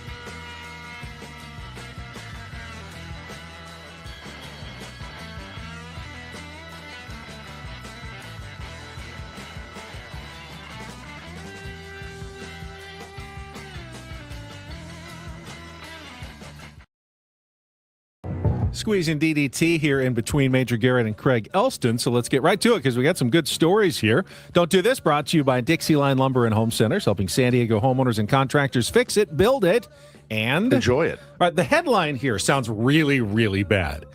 Fan throws ball onto field, injures player. Yeah. And it is. It's bad. It happened to Jesus Sanchez of the Toronto Blue Jays in Baltimore yesterday. Now, once you hear the details of why it happened, you start to feel bad for everybody involved. So Jesus Sanchez was out in the outfield, and apparently he was joking with a youngster, a 13-year-old who was sitting out there going, hey, you want to play some catch? You know, he wasn't being serious, but I guess he didn't realize the kid had a ball, and he said, yeah, I'd love to, and chucks it at him. Sanchez did a thing where he like opened his glove for a second, yeah, turned away. Yeah, like I'm going to catch it. Yeah, and then turned, chucks the ball, isn't watching it, and it nails him right in the wrist. Good throw by the kid, by the way. Throw. Impressive. And he has to leave the game and get x-rays. Now, they turned out negative. Hopefully it's just a bruise, and he's not going to miss much or any time. They did remove the fans from the game, apparently. I felt kind of bad for the kid, 13-year-old. Yeah. The guy's like flashing his glove, like throw me the ball. Didn't realize he was just joking. You should never throw a ball onto the field, apparently. And it ends up in the worst possible outcome with Jesus Sanchez getting injured and having to get taken out of the game. Yeah, you've seen it before. Guys playing catch with kids in the stands between innings. It happens all the time. This was just a really, really bad. It was bad luck all around. And hopefully he's okay. Let's talk some youth baseball at this point, guys. Holy smokes. This was one. I couldn't believe it when I saw it. And after they've interviewed the father, it's somehow even worse. But there were a couple teams, Ben, playing in a Memorial Day tournament in Kansas City. And it was a team from Oklahoma playing a team from Nebraska. And all of a sudden you see a 12-year-old kid on the mound lift his leg and like he's delivering a pitch, except he fires it into the opposing team's dugout. Hard. Just a bit outside. He's 12. He's 12 years old. He's playing with a bunch of 11-year-olds because, well, he's got a special exemption because, well, of course he does. His dad is the head coach. The dad's name is Mike Riles. He is 38 years old. USA Today was able to catch up on an interview. Now, we couldn't play the audio of the incident because all you hear in the background is, F you son of a bitch. Like, bro, that's one you'd have to pull me off that coach. Right? Like I would have lost my mind if somebody does something like that. So they talked to the dad. He's also the father of the kid that did it. 2 guys on the team said, oh yeah, he told him to do it. He told him to. 38-year-old man, 12-year-old son. Dad says, quote, man, I don't want to be seen as the bad guy. I don't want to be hated. I don't want my kid to be hated. Father's been banned for life, by the way. Good. Banned for life by USSSA. And the kid has been banned for 5 years. 5 years. God. So he's literally he's done. That's done. I mean, Yeah. 5 years, you're not a kid anymore. 17. Basically. He said, I don't want to be hated. I don't want my kid to be hated. Just kids being kids. I don't think any kid should be in trouble for what they said. Then he says, he told me he was going to throw the ball in between innings. And I said, there's consequences for it. You should really think that through, but there is consequences for it. And he said, well, if they want to put the blame on me, I've let it ride on my shoulders. I'm his dad. I'm a grown man. I'm not going to answer that question of who's responsible. I don't want people thinking he's any worse than he is. Holy cow, you guys. We've lost the plot. We continue to lose the plot. Do better, coaches. Please do better. That's all I'm asking. Do better. Finally, a little do this. DD mega doo-doo. Congratulations. PLNU, Point Loma Nazarene, won their first game on Saturday at the Division II College World Series in Cary, North Carolina. Rallied late to beat Catawba College 11-5. Catawba from Salisbury, North Carolina. They will play their second game today against Tampa, the 2-time defending champ. So a big game, 3 o'clock our time at the Division II College World Series in Cary. Good luck to the Sea Lions as they try to bring home a championship here to San Diego. Very good. And that is Don't and Do This for a Monday. That was Don't Do This with Ben and Woods on 97.3 The Fan. All right, when we come back, we'll get some of Craig Elston's thoughts on the weekend that was for your San Diego Padres. World Cup around the corner as well. Padres Hot Tub Podcast and Cromaniacs host Craig Elston coming up next with Ben and Woods, broadcasting live from the Bill House Studios. We know how on San Diego's #1 sports station, 97.3 The Fan. Gambling problem? Call 1-800-GAMBLER. GEGE 0000466. For a full list of games and rules, play at 7 Mile Casino. Visit 7milecasino.com. New week, new opportunity to head down to 7 Mile Casino and play cards in San Diego's best, most upscale, airy, comfortable, just nice card room you're going to find. Yeah, I've been telling you about 7 Mile Casino for many, many years now. They've been our place. They can be your place, too. First thing is you got to check it out if you haven't already. Just 7 minutes from Petco Park. They got California-style blackjack, Texas Hold'em, Pai Gow, and Baccarat, and something for everybody there. Smoke-free environment as well. Beautiful food at Sammy's at 7 Mile with not only the regular menu of pizzas and salads, but also the 24/7 players menu, which is fantastic. The Kung Pao chicken is awesome. Enjoy it out on the patio. Enjoy it in the bar with great views of San Diego Bay. You're not going to get that at any other card room really in the world, I think. I mean, I've never been to another card room that had windows, honestly. Maybe in like France or something. Maybe. I don't know. Possible. But it's a little different at 7 Mile Casino. We invite you to check it out. Just head down the 5 freeway from downtown. Get off. You're already on Bay Boulevard. It's right there. 7 Mile Casino, just 7 minutes from downtown.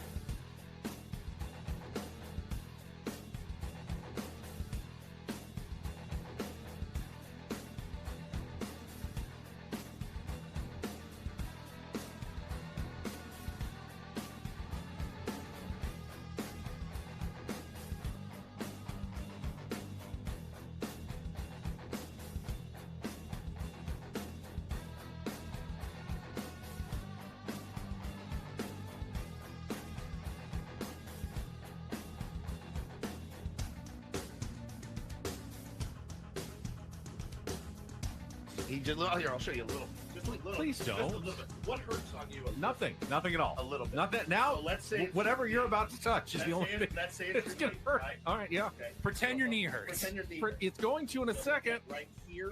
Oh, that is not pleasant. Hey, player, this is all yours. This room with this view. This speakeasy with this cocktail. Hey, could you make that too? This spa with this. Ah. And this pool on this roof. This is all for you. The all-new Hamul Casino Resort, now open.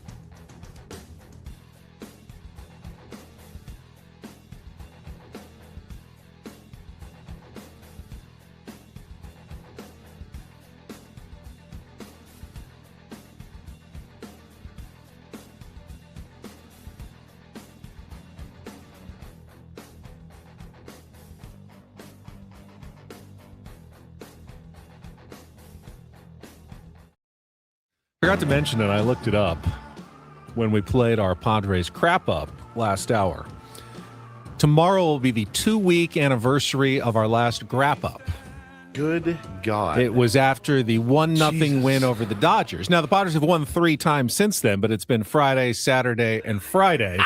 So we haven't had a show the next day. Holy cow, 2 weeks? Yeah, and we won't have one tomorrow, and we won't have one on Wednesday, obviously, because we could have one Wednesday. Yeah, we could have one. That would be our first chance to have one, but we won't have one tomorrow because there's no game tonight. That's why, for us especially, and we're not asking you to feel sorry for us, but we haven't had really the opportunity to talk about any of the positives. It's just been, for 2 weeks now. Wow. It's just kind of been relentless negatives for the Padres. Think about it. If the weekend went literally in reverse order, we would have Monday's show. We're 2 wins. Toddy got the home run. Friday's win was great. If it happened in reverse, we'd be feeling pretty not great, but certainly a lot better than we are feeling right now. Yeah, that's wild. That's wild to think about. Yeah, so it's definitely been a hard couple of weeks. Let's get the perspective of our friend Craig Elston. Joins us right now on our SDCCU fan hotline. It's not big bank banking, it is better. Craig, how was your weekend? Good to see you. Weekend was great, fellas. It's always missed you guys last week. Missed you too, pal. Wow, we got 2 weeks of stuff to catch up with. So wherever you want to go, I'm ready. Well, the good news, the offense is still pretty much the same. We could have talked to you on Monday, and we talked to you today, and it's still the same, except now we don't know how to base run anymore. So that's a little wrinkle that we've thrown you, Craig. But yeah, man, just a kind of a rough stretch here. And I wouldn't feel right coming on this morning and being like, hey, leading the wild card, man, 6 games over 500, because it looks like that's going to go away in a week. Talk to me in a week. Right. No, I agree with that. I said on Hot Tub last week that one of 2 things is going to happen. Either specifically Manny, Tatis, Merrill, Bogarts are going to hit their way back into success, or this team will be under 500 before the first day of summer. Yeah. And I still. Uh-oh. He's frozen. He is completely frozen. We got you now, You're Craig. back. You're back. You're You're back. unfrozen. You're back. Okay. All right. Thank goodness. They're going to hit their way to success, or this team, and then we lost you. So.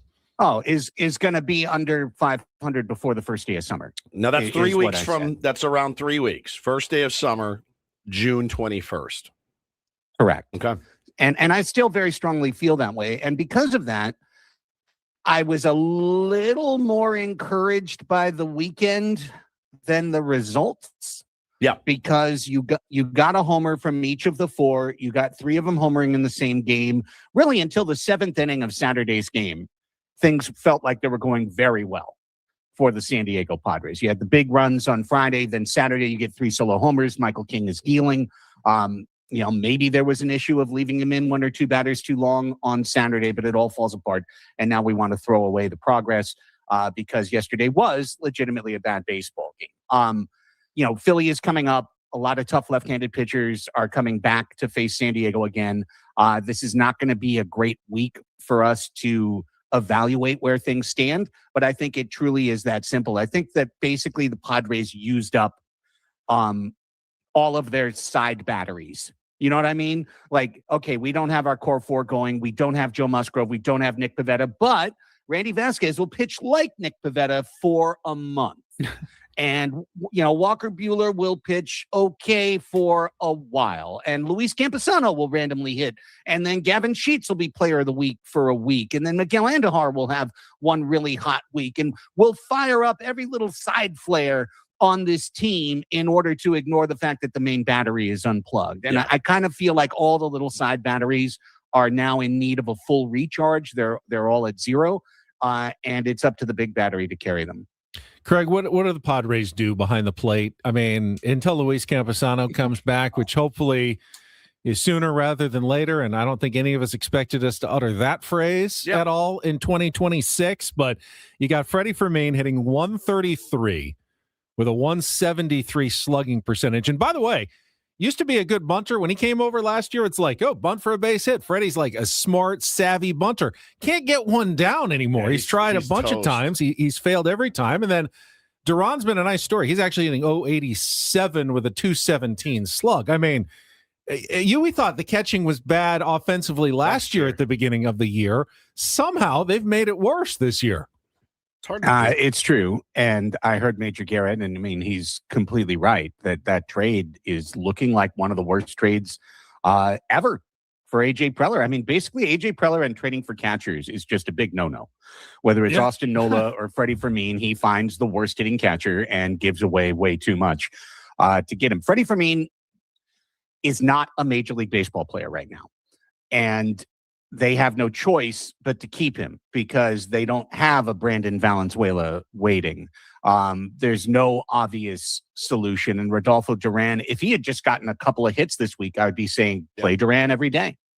I don't know if it's a concussion issue. I don't know what the issue is, but nobody needs to defend a player on June 1st hitting 133 in the big leagues and say, oh, well, that unless he's like 1 for 12. You know what I mean? Like, no one needs to defend a player like that. The Padres have to move on. Campy can't get back here soon enough.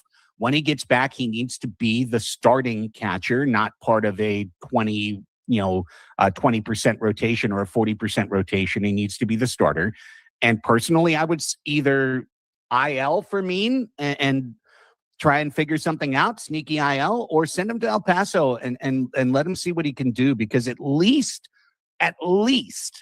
Duran is really good at throwing out runners, and he has a great command of the strike zone, which Fermin does not. So for a once-a-week backup catcher that's not going to get a hit, I'd rather have Duran than Fermin right now. And I'm with you 100%. I think, we asked AJ Preller a few weeks ago about Salas. He had another great weekend. It's, again, probably too young, no reason to rush him, but that would be a bit of a shot of life. We had Buddy Black on Friday, and Buddy was talking about, and I had people DM me and text me about this. They're like, hey, were you nervous when Buddy said, well, we're concerned about his defense? And I don't think it meant like he's not good defensively. I think hey, if we called him up to the big leagues, could he handle it defensively? By all accounts, from everybody we've talked to, they said he could.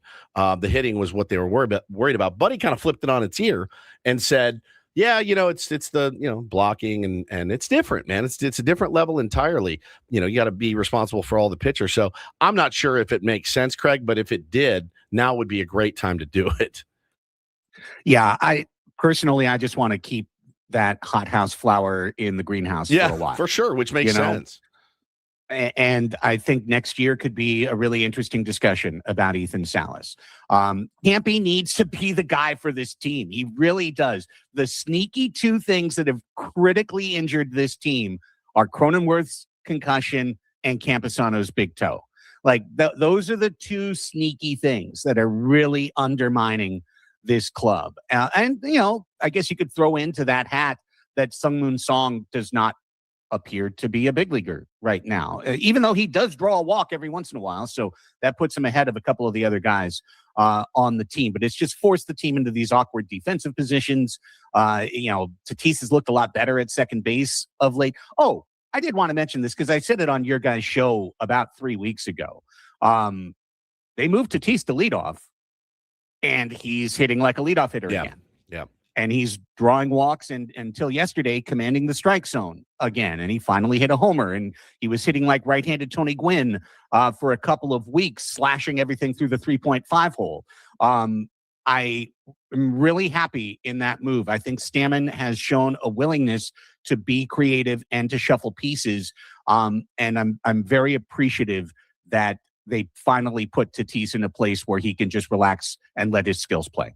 Craig Elston is with us. I think you made a good point. I think the Jake Cronenworth concussion and his lack of success before that has had an outsized impact, more than I think most fans realize. I was expecting Jake to have a pretty good season after we saw him in spring training. Got off to a bad start, then got the concussion. The domino effect, though, they've moved Tatis to second, almost full-time. I know he played right field yesterday, but you've taken him out of his platinum glove position.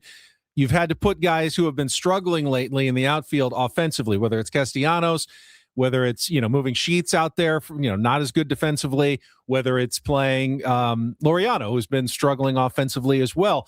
If you had Cronenworth in his normal position, feels like this team would look a little bit different and be more stabilized at this point. I completely agree. And, it's driving me crazy that in small splits, Tatis has terrible numbers in right field. And so people are making these YouTube videos about, well, he's the worst right fielder, but he's the best hitting second baseman. I'm like, Come on. Yeah, I mean, so at this point, knowing that Crony could be, weeks away. The latest update this morning, he's not really making a lot of improvements. Do you just roll? Do you just roll with Song? Roll with Song at second. I don't feel great about him right now either. I know. I don't really want to see him every day. I think he's had 23 at bats. You know what I mean? Like, he's starting every now and then, pinch hitting, pinch running. Like, do you just roll with it? Because they've been tinkering like crazy, and the tinkering worked early in the season. But you do got to find a way to get Ty France' bat in the lineup, right? And so I don't know. I really don't know what you do. Do you just move Toddy back to right field full time and roll with Sungmoon Song and let him sink or swim? I mean, they spent a lot of money on him.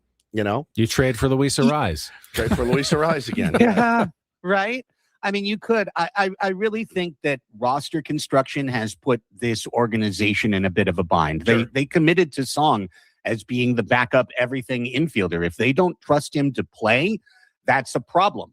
That's an organizational problem. That's a talent identification issue, because they could have picked up Jose Iglesias type. I'm not saying Iglesias, but you know what I mean? They could have picked up some random major league middle infielder that would be playing regularly right now. I think, look, I've never been a big fan of Castellanos being on the team. I think part of the issue of him being on the team is when he's on the team, you kind of have to play him. And then you get his low on base percentage and his below average defense in the middle of a lineup that is struggling. By the way, like you said, Ty France needs to play every day the way he's hitting. He's right now leading the team in OPS, and he plays great defense. So he needs to play every day. I saw a graphic yesterday. When he does, and the Padres have Manny and Bogarts and Castellanos and France in the lineup, those are 4 of the top 15 players for hitting into double plays. Awesome. In the 2020s. That's what you want. Yeah, that's what you want. In the 2020s. Good. Yeah. Jesus. Not just this year, Nice. like over in this decade. So you really, I mean, we wonder, well, why does the offense always short circuit? What is going on? Well, you've got 4 of the biggest double play threats in history. And by the way, Miguel Andujar was like, hold my beer. I'm going to ground into every double play until I join the list. So it's difficult. Personally, I would like to see, and I'm not saying it would make a gigantic difference, but I would like to see Samad Taylor on this team in place of Sungmin Song. Sure, I've heard that too from some people. Yeah, because they don't trust Song. So if you don't trust him and you're not going to play him, what is he doing here? And likewise, I'd like to see Jace Bowen on this team. I would just DFA Castellanos and call up Jace Bowen. But if they wanted to do something with Bryce Johnson instead, I understand. Nonetheless, I feel like there's just too many right-handed, low on base percentage, double play kind of wizards, double play threats that are all in the same lineup at the same time. And I would love to see this organization take a chance on a kid coming up and getting some of those at bats and maybe, just maybe, injecting a little life into the offense. Craig, appreciate it. We got a month off of our local soccer teams. The Wave did get a win 2-0 yesterday at Chicago, so they go to their international break. SDFC obviously doesn't play until July 22nd, but we'll have the World Cup to talk about next week when you join us. Get some soccer talk back in soon. Absolutely. And I'll just offer one other note if you happen to be a local fan.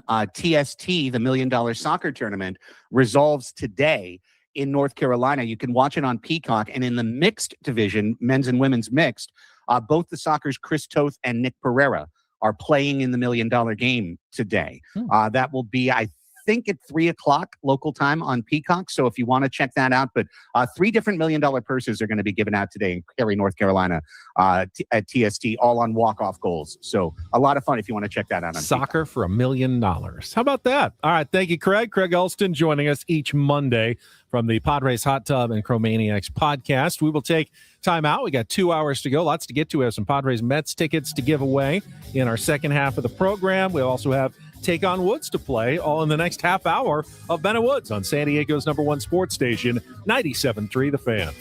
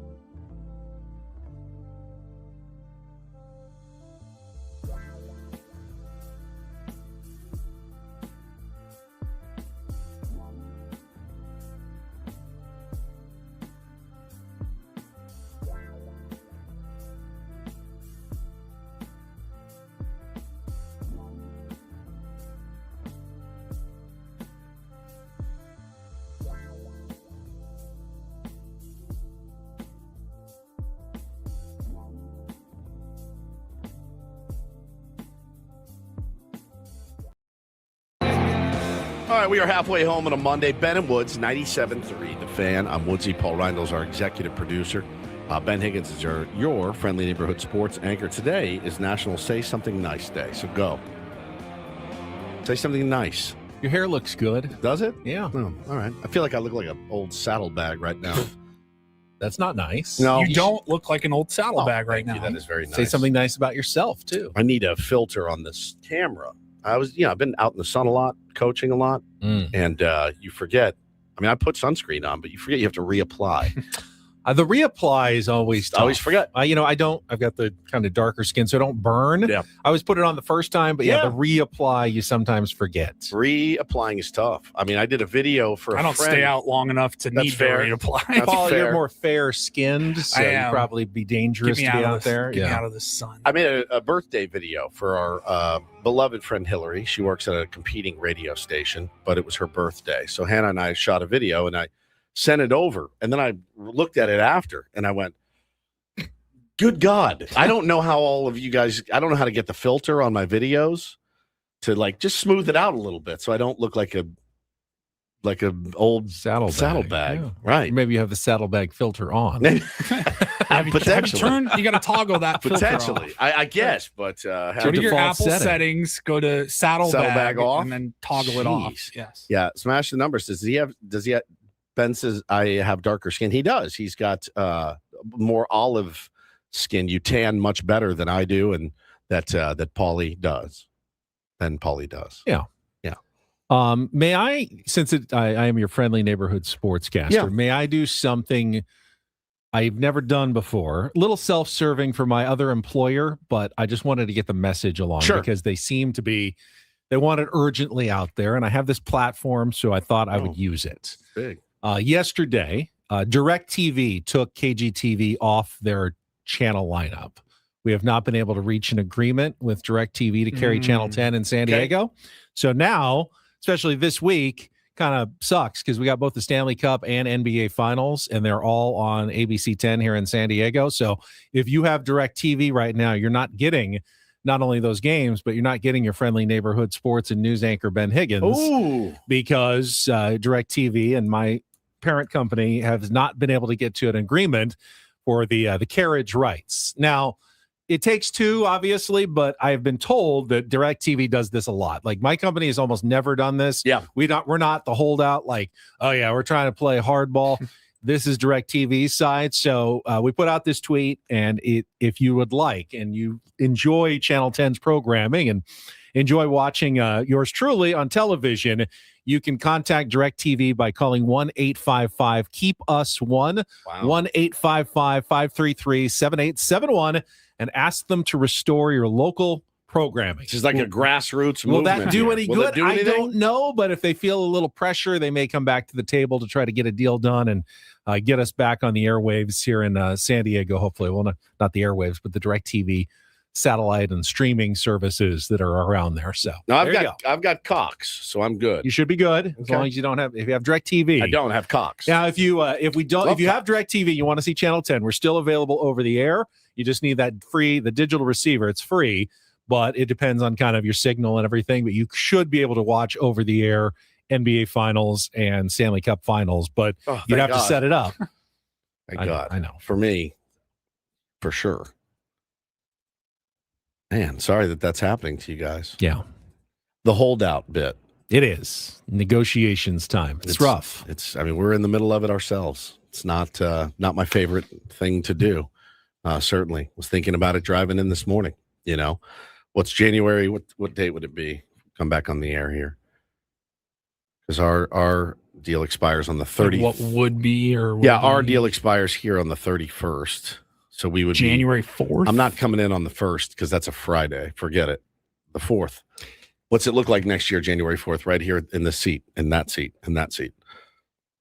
Time will It tell. seems like it's a long way off, but the year goes fast. I mean, it's already June now. June 1st. June 1st right now. We'll be having Christmas movies and Christmas lights up in 6 months. Yeah. I mean, we are right there. We are right there. My kids get out of school. Bo gets out middle of next week. Taylor gets out the week after that. Then it's really on after that. I mean, and then the summer speeds by and they're starting school again in August or whatever. And here we go back, leading up to the fourth quarter, the playoffs, the World Series, all that. Interesting. Somebody sent me this. It was interesting on Friday, and I listened to it. And I'm sorry I didn't write you back. I was very busy, but I wasn't. I was exhausted. I really felt like ass on Friday, and I just needed a rest. And I checked out at 10. There's a game on tonight. I don't want to talk about baseball on a Friday afternoon. So whoever sent it to me, I apologize for not writing you back. It was pretty wild. Chris Rose was on his show. Chris Rose, friend of the program, and he had an idea. They said, what are your predictions? And he said he had an idea for the Padres. And at first, I read it and listened to it, and I went, all right, come on, dude. And then I started thinking about it. Then I played it for you guys, and you guys had the same reaction that I had. And it was very much a roller coaster. It was a total roller coaster. And it's very far-fetched, in my opinion, Paulie, as well. But this is what Chris Rose thinks the San Diego Padres should do. His bold prediction. Brace yourselves. Yeah, strap in. My prediction is that Mason Miller gets traded for the second straight year. And he is going coast to coast and will try and bolster the bullpen of the New York Yankees in a major, major deal where Lombard is going to be the centerpiece going back to San Diego. They're going to need more offensive help that is major league ready. Jason Dominguez, I know he's banged up right now. I really believe that he can swing the bat. Now, I think he's also a DH, but I do think that he can swing the bat. Spencer Jones has already made his major league debut. Didn't have enough time to know whether or not he can be any good at this level. I think that Warren is going to be part of that deal as well. And I do think that an established major league bullpen arm like a Dotel will have to go back in order to take some of the innings, even if a guy like Morejón or Estrada ends up closing in San Diego. And I know people say, hold on, what the hell are you doing? You can't do that. Well, San Diego this iteration of the San Diego Padres will not win the World Series. So the worst thing you can do is have the best closer in the business on a team that cannot win the World Series. So I don't care how A.J. Preller, how he shops in New York's baseball player market. Go figure out a way to make your team better than. So my first reaction was the same as the chat right now. These guys dumb as F. Is Chris bored? Too much time to fill. No, that's funny. LMAO. Thought the same thing. And then as I started thinking about it, is he really suggesting a 5-for-1? 5-for-1. George Lombard, number one prospect for the Yankees, second baseman, shortstop. Second baseman. Jason Dominguez, he is the alien. Stud. Spencer Jones, local kid. I don't think they should trade for Octavio Dotel, Warren, who's dead. 7-1. This guy here is dead. 7-1 starting pitcher with a 3 or less ERA. Yes. And an experienced Camilo Doval, who's been a really good reliever in the past. You're telling 5-for-1 for Mason Miller. Look. If the Yankees would do that, I don't know that they would. I actually would consider that. I would consider that trade. It's recency bias as well. You're like, well, we're not going anywhere. Might as well get 5-for-1. And yeah, look, I mean, that's how you retool for next year. If you really that's do how you believe. retool for a while, man. Yes. Lombard's 20 years old. I mean, you're weakening what is the best bullpen in history, but you have depth to overcome it. Would we all miss Mason Miller? Unbelievably, yes. I'd miss him so much, but I never get to see him anymore. Right. But you would be getting way more back than you gave up. I know you gave up Leo DeVries, but we're talking that would be a major haul for the San Diego Padres. 5 guys, man. And 5 guys that slot in today, by the way. 4 of them very controllable for a very long time. God. I mean, if the Yankees are that desperate to win the World Series and they want him that badly, honestly, that would be something you would consider. I think you consider very little, but that deal, yeah, you have to. Almost in a heartbeat. You would have to do that one. Now, and then now the chat says I do that trade today. Yep. Yeah. I don't know. Again, I don't think the Yankees do. Janine says I would never forgive the new owners. I'd cancel my season tickets on the spot. Jordan says it won't happen. Yeah, I thought it was. I again, and he didn't say like, here's a couple names that could go back. He's like, Lombard Jr., Dominguez, Will Warren. Will Warren's, dude. Doval is another Spencer guy. Jones. Spencer Jones. I'm like, I mean, I think you have to look at it now, obviously, but because he's right. What you don't want to be is a 500 team at the deadline with a all. And you're not giving up on this season. No, you still have closers. Multiple guys who have closed before in your bullpen. You have depth. You could be adding a guy like Doval. That's not even close. That is doesn't make like you sellers. We're at the competing deadline, still this year, and we are getting much better for the next 3 years, and much younger and much more controllable. Crazy, man. I don't know. That's one I was ready to just laugh at Chris Rose in his face. Me too, man. But that I have to think about. Yeah, I would too. And Jordan, you're probably right. I don't think the Yankees give that up for just Mason Miller. I don't, because that's a lot. But they're desperate. They're got a lot from the Juan Soto trade. That's true. It's if you pester them enough, it's not impossible. But I don't even know that the Yankees pull that trade off. I don't think they do. 5 I don't for think 1. they do. But then again, Chris Rose said it. I thought it was interesting. Somebody sent it to me. Nick Lee is the one that tweeted it, and then somebody sent it to me. What are your thoughts? And I just didn't have any thoughts right there, except I needed to crawl into bed for a little bit. That was really it. So, but it was interesting. I love Mason Miller. He's like my favorite Padre right now. I just don't see him a lot. Not as much as I would like. Yeah. And then when I see him for multiple days, then I'm like, well, I don't want to see you for like a week. It's a very weird relationship that you have with your all-world closer. Like, yeah, okay, it's good to see you, but I've seen you too much lately, right? As long as they're safe situations, I think we're all good with it, but just not having many of those right now. No, feels like he pitches like once a week right now. Yeah. And that's not enough. And it's almost like, we'll see where this team is in a couple of weeks. 6 weeks. I mean, a month and a half, then it's really like trade deadline season, but a lot can change between now and then. Yeah, no doubt. And I don't know that you risk it by just rolling the same group out there for those next 6 weeks, because you may be in 6 weeks, you may now be sellers at the deadline. Yeah, for sure. It's just been weird because we haven't been for so long. I know But you got to get some fleecing going, right? You need to fleece somebody, as you've been fleeced a little bit recently. I know we can keep saying, hey, they're still 6, as bad as they're playing, they're still 6 games above 500. Okay, well, a week ago we were saying, hey, as bad as they're playing, they're still 12 11 games over 500. That's true. And next week we'll say, hey, can you believe as bad as this team's playing? Well, they're still 2 games above 500. That's a horrible trajectory to be on. What he said that resonated is this, and I think he's dead on. You do not win the World Series with this team. You don't. This is not a World Series So what does team. it matter? Period. The end. So what do we care? Right? Why not retool? Right. You're not winning the World Series with this team. Maybe you shake things up. Like let's take that trade again as just a hypothetical of the day. I mean, that says we're shaking things up and we're adding guys that are going to help us, tomorrow and hopefully through the rest of the season. But if not, we're retooling for next year. And, you can't count on all of those guys becoming all-star players on the major league level, but the Padres do need an injection of some sort of youth. And if you're not going to call up Salas this year, you probably will in the next, year to two, and you can have potentially another younger core.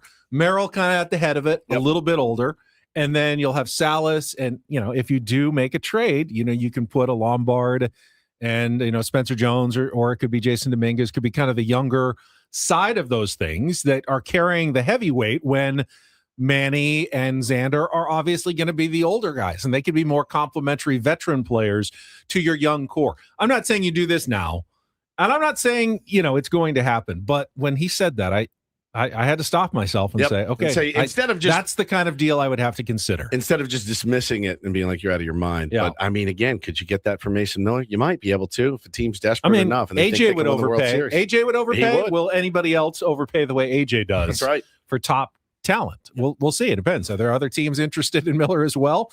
The bidding could get up pretty high. Let's take a timeout. When we come back, Mason Miller not happening. It's the only card the Padres have to fill seats with hopeful fans. No, it's not. No, it's not. First of all, I don't agree with that. Second of all, when's the last time you pitched at Petco Park?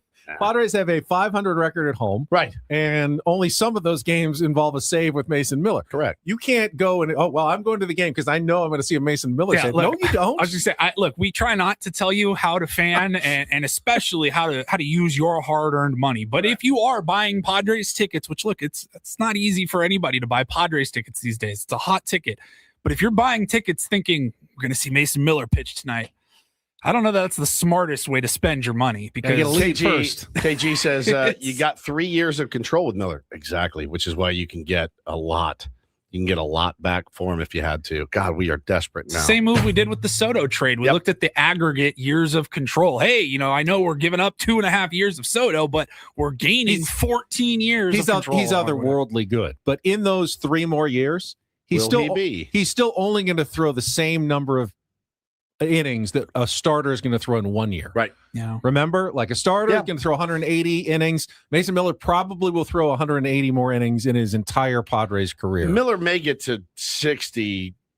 The way he's pitching, yes, that's true. So we'll see. Anyway, all right. Interesting. It was an interesting hypothetical. It was interesting, yes. All right, let's get a contestant. First contestant of the month, new prize, staycation prize at the Town and Country. I'll give you the details coming up. But if you want to play Take on Woods with all 4 categories available, call us now, 833-288-0973, 833-288-0973. Play our first game of the month.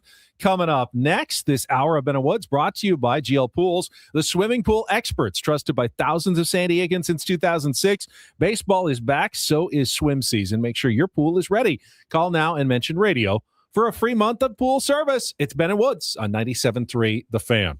Speaking of swim season, if you would like to lose a little weight before you really jump in the pool when it gets hot, and it's going to get hot, late July, August, September, even into October, you can lose the weight now in just 2 months by signing up at sdfatloss.com and taking advantage of their spring special right now. sdfatloss.com is the program I use to lose 40 pounds in 60 days, and I have kept the weight off for the past 3 years. It's doctor developed. It rewires habits. It's based on real food, not shakes or bars. I ate a lot of chicken, ate some steak, ate some ahi tuna, lost up to 1 pound of fat per day and 10 to 20% of my body weight in just 60 days with no exercise. It's not a crash diet. It's a training program. You're accountable. You measure it. Yes, you're going to have to be some discipline. But what about 2 months? That's awesome. I mean, really, anybody can do it for 2 months. I did it. It's doable. I love food, and I was able to do it. You can as well. So sign up for a free consultation by going to sdfatloss.com. They will explain the system to you. If you think it might be for you, you can sign up now and get $200 off their spring special. Try it today. It's sdfatloss.com. That's sdfatloss.com. Results may vary.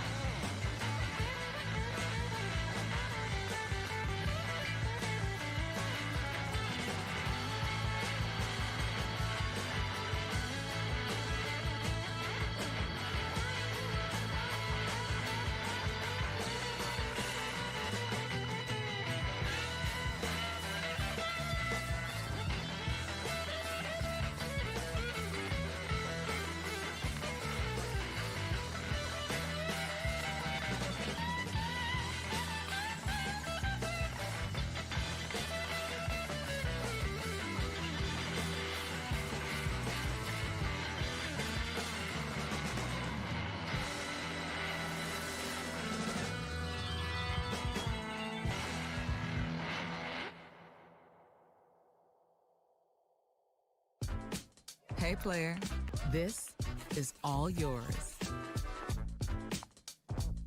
This room with this view. This speakeasy with this cocktail. Hey, could you make that too?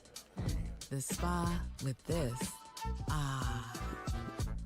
And this pool on this roof. This is all for you. The all-new Hamul Casino Resort, now open.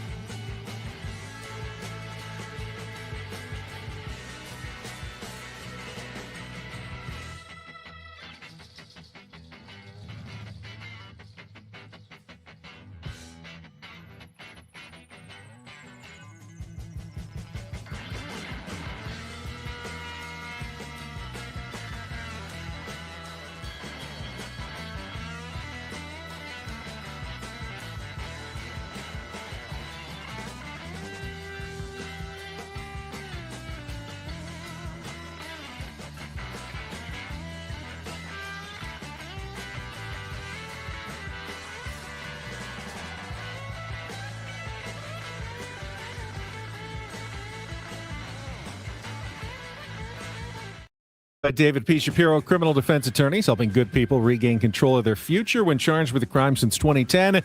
Visit davidpshapirolaw.com. Yeah, that was a lot of food for thought in our last segment. Yeah, too much. Maybe a little bit too much. We'll I see think it what was more bigger picture. Yeah. Like Yeah. that particular hypothetical trade probably not going to happen, but it was more just the conversation and the idea. And I kind of talked myself into it a little bit. Yeah, Chris Rose threw it out there. See what Dennis Lynn has to say about it. Sure. He's going to join us here at the bottom of the hour. He usually has his ear to the where do you put your grindstone? Ear to? No, that's maybe? nose to the grindstone, right? What do you put your ear to? To Ear the to the floor. ground, Ear ear to the ground. Yeah. And what's going on around Major League Baseball? He's got all of his Can you athletic really colleagues. hear much if you put your ear to on the ground? No. If you're like one of those trackers and you hear the vibration of the ground, you can say, "Oh, there's someone's moving 3 miles away." But That's not really any that's of more us, in the movies, though. I think. I I'm don't not picture sure. Dennis Lynn being that great at it either. I think what he's putting his ear to is his cell phone. Yeah.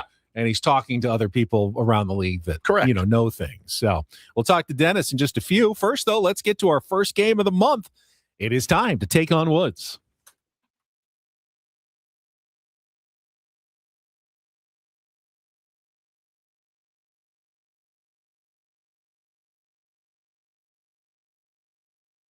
Take on Woods, brought to you by Bay Alarm, security and fire alarms for every business. We got you, and we got Ryan to start our month. Hello, Ryan. How's it going? It's good. All right, let's get you qualified for our brand new grand prize drawing. Here's what you're playing for. If you can beat or tie Woods in our game, you will qualify for a 2-night stay at the Town and Country Resort and a $250 food and beverage credit. Work on your resting vacation face this summer at the Town and Country Resort. 3 pools, a 4-story water slide named Twister. Make the Town and Country a family favorite. Rates start at just $199 per night, exclusively for listeners here of 97.3 The Fan. Visit towncountry.com/thefan to book now. So a special staycation just for our listeners, and you can win it by picking from these 4 categories, and they will be eliminated as we go through the week in our new rules. We've got music, mixed berries, All 2-second songs, all with a kind of berry in either the title or the artist. Movies, Me Time, 5 movies with the word me in the title. TV, Countdown, counting down TV show titles from 5 to 1. And our wild card is what we did a couple of weeks ago. It's music and movies crossed over. So song titles that are also movie titles. I'll give you an actor and an artist. You got to figure out which title they have in common. So music, movies, TV, or wild card. Ryan, what would you like to play? Let's do TV. TV. All right. Countdown is the category today in TV. We're counting down from 5 to 1 with each number starting with 5 appearing in the title of a TV series. So 5, then 4, then 3, then 2, then 1. You'll have 60 seconds to answer as many as you can. If you don't know one, say pass. We'll come back to it if there's time left on the clock. First question's our 2-second TV theme song. Paulie will play you the TV theme.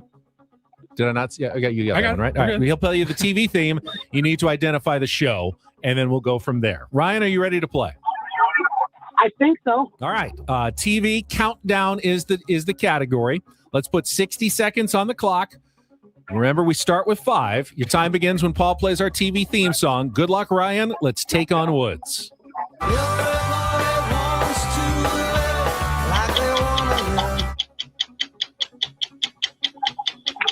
Friends? Incorrect. No. Before the movies, which animated comic book series followed the adventures of Dr. Reed Richards, Sue Storm, Johnny Storm, and Ben Grimm battling Dr. Doom and the Silver Surfer?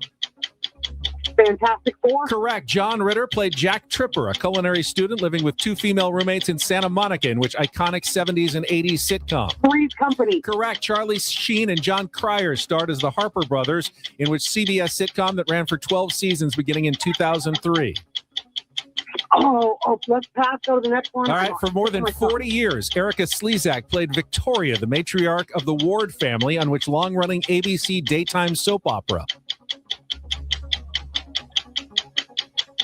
One Life to Live? Correct. Charlie Sheen and John Cryer starred as the Harper Brothers, in which CBS sitcom that ran for 12 seasons beginning in 2003.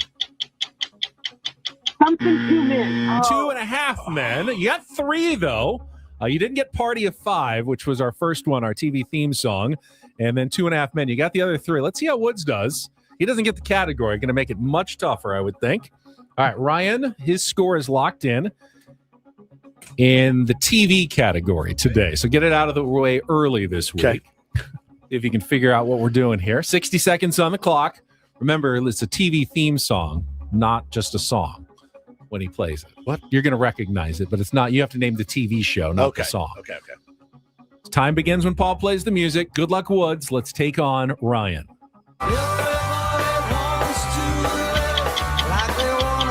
It's the Bodines. I'll come back to it. Before the movies, which animated comic book series followed the adventures of Dr. Reed Richards, Sue Storm, Johnny Storm, and Ben Grimm battling Dr. Doom and the Silver Surfer? Pass. John Ritter played Jack Tripper, a culinary Three's student. Company. Correct. Charlie Sheen and John Cryer starred as the Harper Brothers, in which CBS sitcom that ran for 12 seasons beginning in 2003. My parents love this movie show. Pass. For more than 40 years, Erica... Hold on. You got it. I know you know it. For more than 40 years, Erica Slezak played Victoria, the matriarch of the Ward family, on which long-running ABC daytime soap opera? What is the category? I know, it's tough, isn't it? Days of Our Lives. God, I just soiled myself. That was a tough one for you. Ryan wins it 3-1.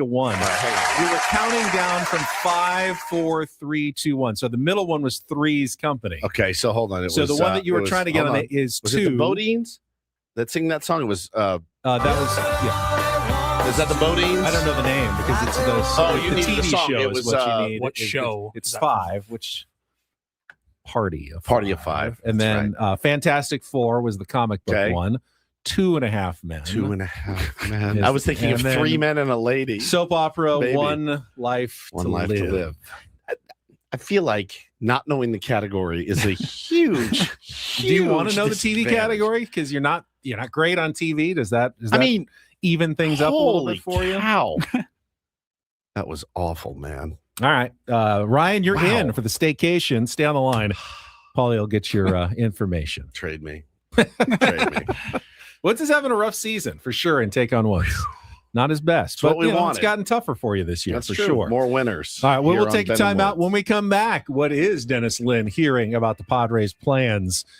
You're still 2 months away from the trade deadline, but you got to be hearing things already. That is coming up next on San Diego's #1 sports station, 97.3 The Fan.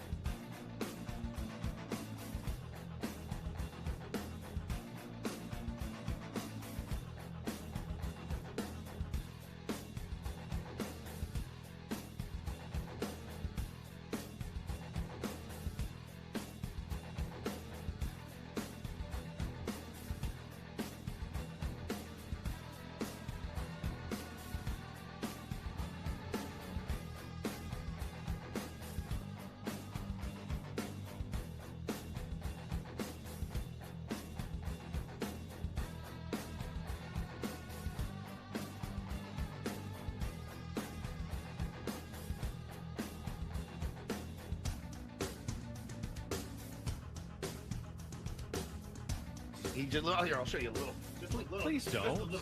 What hurts on you? Nothing at all. A little bit. Not that now. So let's say whatever you're about to touch is the only thing. Let's say It's gonna hurt. Right? All right, yeah. Okay. Pretend your knee hurts. Pretend your knee. It's going to in a second. Right here. Oh, that is not pleasant. Hey, player, this is all yours. This room with this view. This speakeasy with this cocktail. Hey, could you make that too? The spa with this. Ah. And and this pool on this roof. This is all for you. The all-new Hamul Casino Resort, now open.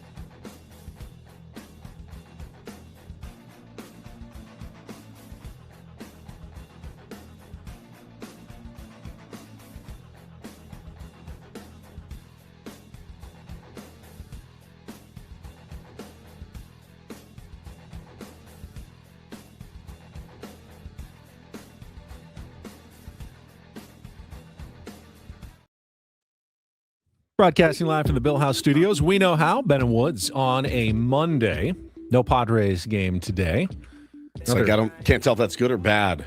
Another off day in a historic city because the Padres had Thursday off last week, and the team was able to spend that in Washington, D.C., and now they have Monday off in Philadelphia. We had a good time in Philadelphia last year, getting to see the sights. First time I had ever been to Philadelphia, Pennsylvania, and we really enjoyed our trip there. Yeah, I never know if it's good. Do you want to get the guys right back on the horse, today or get a little reset because they're going to have their work cut out for them, certainly, against the Phillies, who just took 2 or 3 from us here. And then lost 2 of 3 to the Dodgers. That's right. So, yeah, we'll see what happens. But I'm of the opinion, like, I want to play the next day. Right, I want to get back on, try to win a ball game, but I go back and forth. I mean, kind of like literally, off, but they've had 2 days off in the recently, week, and they've played like crap. My attitude could change in an hour, but right now I kind of feel like the whole mindset of they can't hurt me today. Right? Yeah, fair enough. Well, let's check in with our Lynn Sider, Dennis Lynn. Paulie, if you would. Oh, the Phillies swept us. Yeah, sorry. That's right. Happy Monday, Padres fans. It's time to discuss the weekend that was for the Padres with our Ben and Woods Lynn Sider, Dennis Lynn from The Athletic. Brought to you by Hamul Casino Resort. Hey, player, the rooftop pool's open, day passes are available, and the spa is calling your name. Hamul Casino Resort, the player's place. And I have to say, the Padres went 13-15 in May, which doesn't, I mean, it's not really that bad for a month. That's not a terrible month, but it felt a lot worse than that, right, Dennis? I mean, that was way worse. It felt worse. I don't know. Maybe you have a different perspective, but it's just kind of just seemed like a really bad month for the Padres as a whole.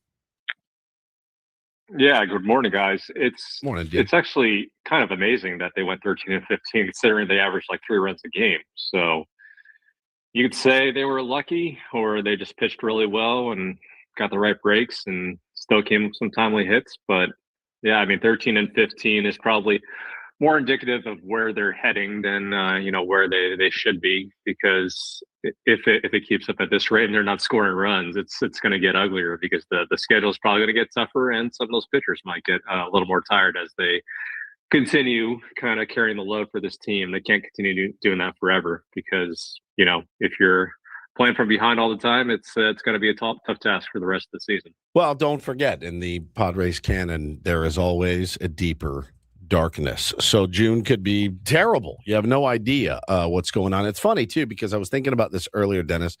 Obviously losing 2 or 3 to the Nats is tough. You had some games where you thought you could probably win those games had you hit a little bit better, played a little bit better defense, stayed on the bag on a steal, things like that. Real kind of sloppy mistakes, a couple of those. But, I was wondering, I felt terrible after the dropping 2 or 3. If they took 2 or 3 from the Phillies, does that make you feel much better? I don't know. I mean, it's such a long season. There's still so many games left to go. But they're going to have to find a way to start winning series again, Dennis, or we're going to look up, man. They're going to be below 500. Yeah, that's exactly right. And maybe some of those base running mistakes you just mentioned kind of are a product of the team trying to manufacture just literally anything, because runs are hard to come by, and those are one way, I guess, of trying to get things started. But it's a team that doesn't have a lot of levers to pull. Not a lot in the minors ready to come up, and not a lot of trade chips, frankly speaking. Although I'm sure AJ Preller is going to get creative again at the deadline to do what he can to infuse this offense with some other options that they don't have at the moment. But yeah, they have to start winning series, that's for sure. But when you're not scoring, it's a little hard. So I guess you just gotta hope that Fernando Tatis Jr. has a few more of those 451-foot blasts that we saw the other day in him. All right, since you mentioned, trades, let's get right to it. We're still 2 months away from the trade deadline, but Dennis, what are you hearing? We talked extensively earlier this hour. Chris Rose threw out the possibility. What if the Padres trade Mason Miller for a huge haul? He proposed like a 5-for-1 deal with the Yankees, and we all sat there and go, well, you don't want to trade Mason Miller, but you overpay something like that. Are the Padres definitely buyers? Could they be a mix? I mean, what are you hearing right now as we look at this 2 months away? Well, I still hear that they're, looking at bullpen help, as I know we talked about this last week, as counterintuitive as that might be. I think, it does make some sense on some level, because just yesterday, for example, you're seeing some guys like Jeremiah Estrada and Jason Adam aren't quite the same this year.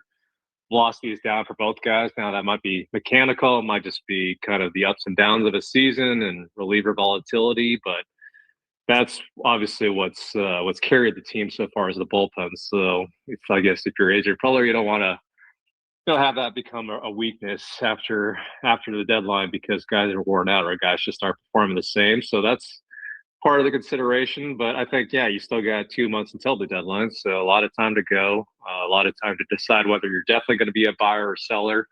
I think, knowing Preller, it's probably going to be definitely more on the buying side. But if they're under 500 by the time the deadline rolls around, it's really hard to justify that. And then you got the factor of new ownership group coming in and what they're going to allow or what they're going to sign off on. So I think there's a lot still up in the air. But knowing how this team has operated over the last few deadlines, I think you're probably going to look at the Padres. They'll probably be in on Tarek Skubal and whoever else is on it out there on the blockbuster trade market. I'm not exactly sure how they'll accomplish getting, starting pitching, offense, and bullpen help all at the same time. But this is AJ Preller we're talking about. So I think, things are going to be very interesting leading up to August 3rd. Yeah, no question. Talking to Dennis Lynn here from The Athletic on Ben and Woods this morning, and Kevin had a part of his piece today was just the lack of what they're getting from starting pitching, right? As far as, quality and a lot of starts recently, and then certainly innings. It feels like when you try to press it a little bit, it backfires. And when you take them out too early, well, now you've burned your bullpen and you're seeing some residual effects of that. And I think Chris Rose, the thing that he said in his trade proposal that really rang home to me was, this is not a World Series winning team. They're not right now as it's constructed. They're not a World Series winning team. Still with all that in mind right now, we foresee the Riverboat Gambler going out there and trying to bring in a Tarek Skubal. I don't know if it's crazy to me, if it's confidence. I don't know what it is, Dennis, but right now you look at this team, that's not a team that's going to go far in the playoffs.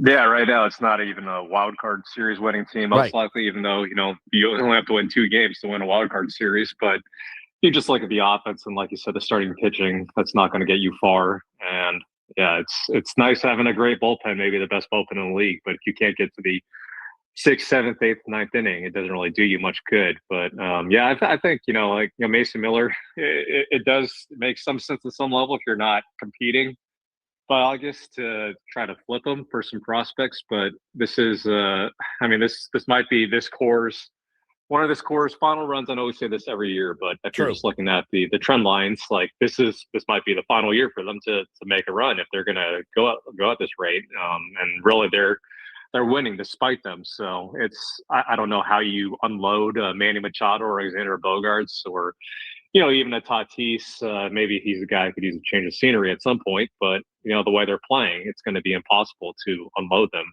Although I kind of struggle to say impossible because we know, in this league nothing is impossible. But I think these guys, just the way they're going, they have to try to win while these guys are still semi-productive. I know that's kind of ironic because they're not productive right now, but I think just given everything that has happened the past few years and given the way AJ Preller operates, he's still gonna try to give this core at least the final run, and we'll see what happens after that. But I think that's what's on their mind right now is trying to compete rather than try to sell. Dennis Lynn with us on our SDCCU fan hotline. It's not big bank banking, it's better. Can I little hypothetical? Let's say they did acquire a frontline starting pitcher today, or sprinkle magic dust on Joe Musgrove's elbow, and he's back. Who does he replace in the rotation? Who's the guy? Obviously not King or Vasquez, but hard to decide. Like, none of them are really super effective. Walker Buehler's having the most success, but Griffin Canning is. Which one? Lucas Giolito. Who's not getting the job done for the Padres now? It's weird because it's kind of it's like a collective. It is so collective. It's such a collective. They're all just kind of pitching men. Yeah, but no one's like so bad. Well, clearly got to get rid of that guy. It's kind of be a tough decision at the moment. Yeah, Paulie's right. It's a lot of meh. But at this point, if you're grading on a curve, Lucas Giolito, I know some people would say he's still going through his own spring training, but when you're throwing 90 miles an hour out there, that's hard to keep in the rotation for too long, especially if he has more results like he had the last outing where he doesn't, go 3 innings. That's really tough. So I think, Giolito might be the guy who would be the most obvious candidate to be replaced, and maybe that'll just happen internally soon with German Marquez coming back at some point, you would think. And maybe Musgrove and Pivetta come back after the All-Star break, and they're mostly themselves, although that's hard to bank on. But I think, Giolito, there's a reason why he lingered in the market for as long as he did, because I know it's tough too. When you don't have a spring training, you're throwing like showcases and bullpens. It's not like you're solely focused on getting that velocity up. But if he doesn't get that velocity up soon, I think he's going to be in trouble. Talking to Dennis Lynn here. Dennis, do the Padres hang on to players for too long? You'll see, other organizations and well-run organizations will make changes, if things aren't going well. Do we hang on to players too long? Specifically Freddie for me, and guys like that, of that ilk. Nick Castellanos. We all like Nick, think he's a great dude, but are they hanging on to guys too long? Yeah, you could argue that. Although I think part of the flip side of that is who do you have to, replace guys like that in the minors? Nick Castellanos is another guy that comes to mind. He's near the bottom of the major league leaderboard and WAR in a lot of categories. And I guess you could bring Jace Bowen up, but I don't know exactly what you get from Jace Bowen. Although at this point, maybe it's worth trying. Maybe he's more like a fourth outfielder, and that's just an example. And then on the other side, you can also argue that the Padres don't hold on to certain guys for line up, like C.J. Abrams, for example. Fair. Some patience that might be warranted, and right now they're Brandon like their best Valenzuela is players. the name du jour right now. Yes, it's the hot not name. holding on to him long enough. Yeah, there's another one. Although it's hard to predict, right? Like if he had stayed in the organization, would he be this productive? Who knows? And sometimes a guy like Ty France is your best player after you traded him away years ago. So a lot of randomness, I think, in all this. But I think, yeah, definitely there are moves that they would probably want back at this point, but they can't really take them back at this point. They've kind of got a bloated payroll and a need to win now. And that's probably why I see them trading more prospects at the deadline. Dennis, have a good week. Appreciate your insight as always. We will talk to you again next Monday. Sounds good. Thanks, guys. Thanks, D-Lin. There's Dennis Lynn, our Lynn Sider, brought to you each week by Hamul Casino. Love chatting with Dennis and get his thoughts from The Athletic. He's definitely more sober-minded than some, which I think is an important perspective to get. You can say, oh, Dennis is really negative or he's out to get the Padres. No, I don't think he's he is. right. I think that's right. I think everything he said is right.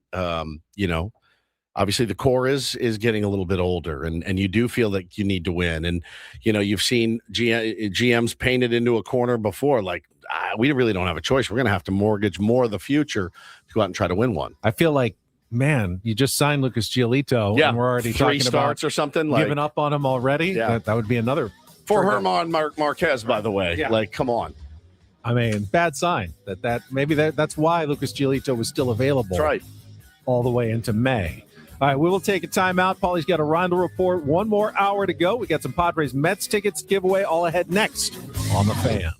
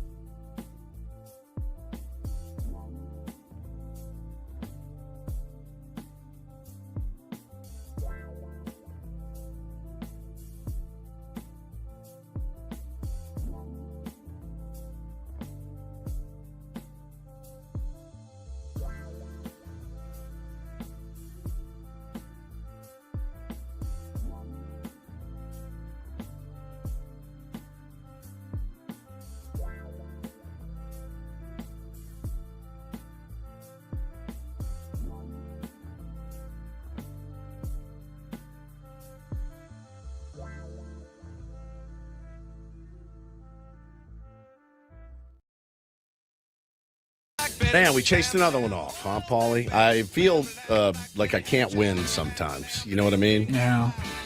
Yeah. It's hard to find what the line is. Perusing the comments during the last commercial break. And I saw this one. I think this one came on the 97.3 feed on YouTube. And I go, oh, haven't gotten one of these in a while, if ever. I got a couple last week. I got some. There was a lady that was very mad at me. Oh, yeah, I remember that. Being negative. Yeah. Well, and Ben, she was mad at me for that. Yeah. Booze Fighter Spicoli says, I have stopped listening to 97.3 The Not Fan. Whoa. Because of the constant put down of our team. You guys have beat our boys into the ground every day for a while. Sorry, Keep the man. faith, even when we're losing. Okay. Too negative. People love when you do that, by the way. Booze Fighter Spicoli 5846. They love when you are positive about a team that's losing. They love it. I got to tell you, your mentions are fantastic when that happens. We got one yesterday on Instagram, I think. Like the game had just ended. Yeah. The body was still warm. Yeah. And the comment was like, or the message goes, "Can't wait to see how you idiots turd polish this one tomorrow." And I'm It's like I can't. Jesus. You just can't. Oh, I just got it. Curious on how this turd is going to be polished. There it is. Atrocious display of baseball. I'm like, damn. So, you don't even know what we're gonna do or say. you got. Give me a chance to at least.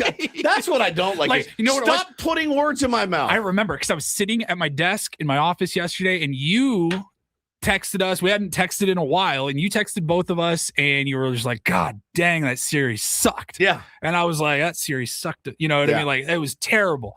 And then I saw that comment and be like, "You guys can't wait to hear you idiots turd polish this one tomorrow." And I'm like, we're literally texting right now. How about how crappy this team is? Let's make a new rule. Don't attack us until after you've heard what we have to say. How about that? Is that isn't that fair? Well, I mean, let's wait until what is it again? Booze Spicoli. Here's what Manny Machado said, because he said the team was terrible yesterday as well. Gavin Sheets said he was terrible yesterday. I mean, at some point you just have to call a spade a spade. And that was a really bad game. Multiple different perspectives.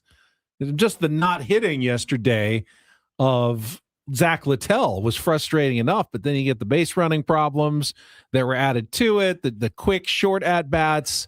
It was just a frustrating game. And, after Saturday when they had one to win and made some plays in the field that weren't great. I mean, we never really talked about the Xander Bogaerts not touching second, which that was weird. Xander Bogaerts, he knows he has to touch second. I know he does. He's been in the league for a long time. I think he knows how a force play works. Right. He knows. He had plenty of time, by the way. He was in position. Yeah, it was not a bang play. It's show, dude. We're long since the days of in the neighborhood plays where they give it. He knows he has to touch the base. It would be weird for him to not do it. Right. And not react to it either. Like not, oh wait, I missed it, and have to scramble and do it. He showed no sign that anything was going on weird there. That play pissed me off so much because, again, I hate, you heard it, the call stood. It was not confirmed. Right. Meaning there wasn't enough evidence to overturn it because the original call was safe. The original call should not matter.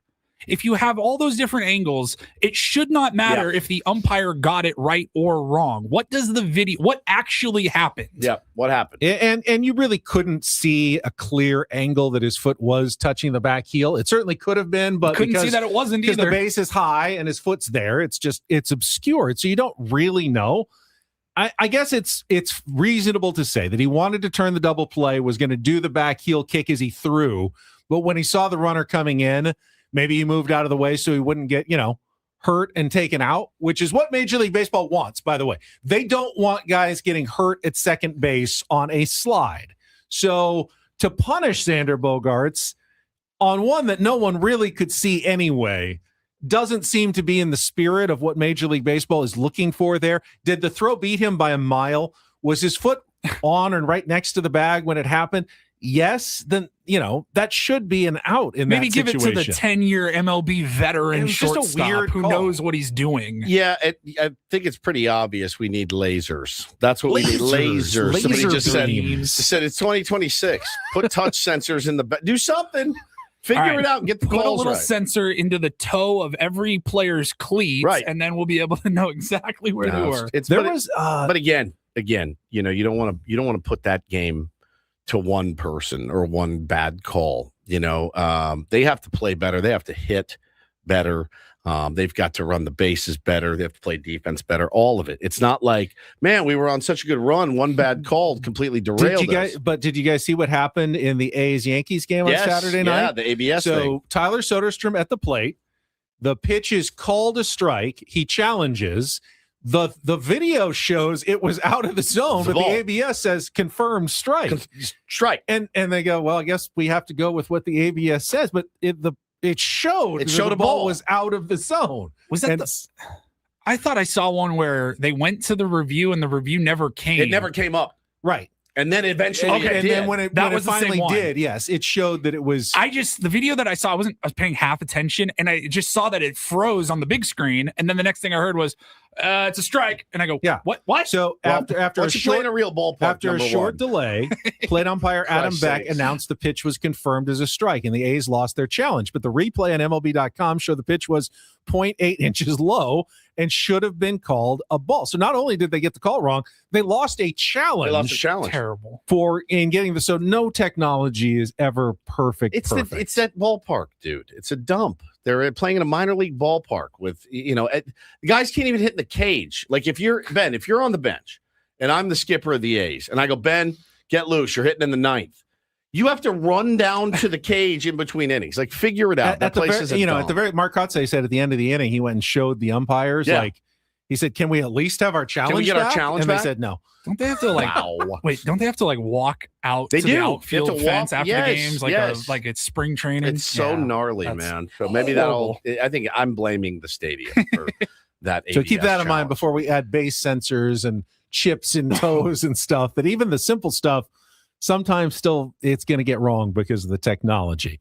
All right, we'll talk more Padres coming up. But right now, Paulie's got some other headlines we've missed in the Rindle Report. And get things started here with our today's edition of the Rindle Report. Now tuned into the greatest. Welcome to the Rindle Report with Paul Rindle. Hi, Paul. All right. 2 stories from the world of sports that we haven't gotten to yet. We'll start off in Major League Baseball. And 1 story that you didn't know you needed. Are you laughing, biatch? It's the Rindle Report Hey, Paul, how you doing? Okay, how are you? on 97.3 The Fan. Are you ready to bless the mood? I need some help, please. That was good. Can I get a yeah? Oh, yeah. All right. All right. Happy Monday, gentlemen. Happy Monday. All right, let's get started here. We will talk a little NFL, nothing major, but saw actually ESPN First Take. They were having this little debate earlier this morning, and I kind of thought, that's an interesting dilemma to be in as a fan. Talking about the New York Football Giants. OTAs, I think, wrapped up last week for most teams. And so the Giants were off and they were participating, helping out one of their teammates in one of his charities. Brian Burns had the Brian Burns Celebrity Softball game over the weekend. And you had everybody who was there supporting his teammates. But then I saw that Giants fans, you're out there, you want to support, you want your guys to enjoy their offseason, support each other. They raised $100,000, which is great.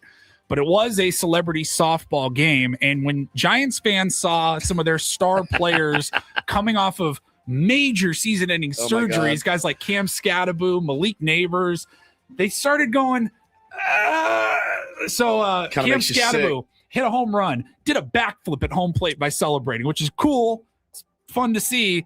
He shattered his ankle last year and ended his season. Malik Neighbors is coming off big surgery as well. He played all 9 innings of the celebrity game and could barely run to first. And everyone's going, very cool. We don't need that. We don't need it. How would we feel about in January, the Padres did a celebrity beach tackle football game to raise money. Like, Joe Musgrove is playing on the offensive line, just getting slammed to the sand. They're showing it on YouTube right now. There was a play where comedian Matt Rife got a hit and the ball went down the line, so he's running to second. He takes a guy's knees out. God. One of the Giants defensive players just takes his knees out, and everyone's going, we can't have this. We pay these guys way too much money. They're too important. You can't be doing this. And it kind of made me go, huh. He rolled up on How him, would I dude. feel if that was the Padres or something, right? If you're just insert your favorite team, does that give you a little bit of positive, man? I mean, all I keep thinking about is I want to play in a celebrity softball game. I get asked to do other things. Have a celebrity softball game. I'll play in it. Ben will play in that. 100%. by the way, a little breaking NFL news involving a former Giant. Pro Bowl quarterback Russell Wilson has accepted an offer to join CBS Sports for their Sunday pregame show and more. Not officially retiring. So he's like done. Not at least putting a pause on his playing career. Maybe it for Russell Wilson. Wow. He's going to do TV instead of join a team, at least for the start of the season. Okay. Interesting. Congrats. All right, we will switch it over. Major breaking news this morning in the world of tennis. The GOAT is back. Serena Williams announced that she is returning to professional tennis. It's been almost 4 years since her last match. She's 44 years old, and she has accepted a wild card invitation to play doubles in next week's HSBC Championship in London. There was a Nike spot that ran earlier where she was walking off a tennis court, her phone's ringing, and what did it say? It said, guess the news is out now, or something along those lines. She goes, okay. And then it was confirmed shortly after that, yes, the Queen is back. Serena Williams out of retirement. Nice. I think that's a story everyone's going to be pulling for her. I mean, sure. 44 years old. Hasn't she been doing like ads for GLP-1s and stuff? Yes. I mean, good for her. 2 kids later and coming back and resuming her professional tennis career. 100%. That'll definitely get some eyeballs drawn to it this weekend.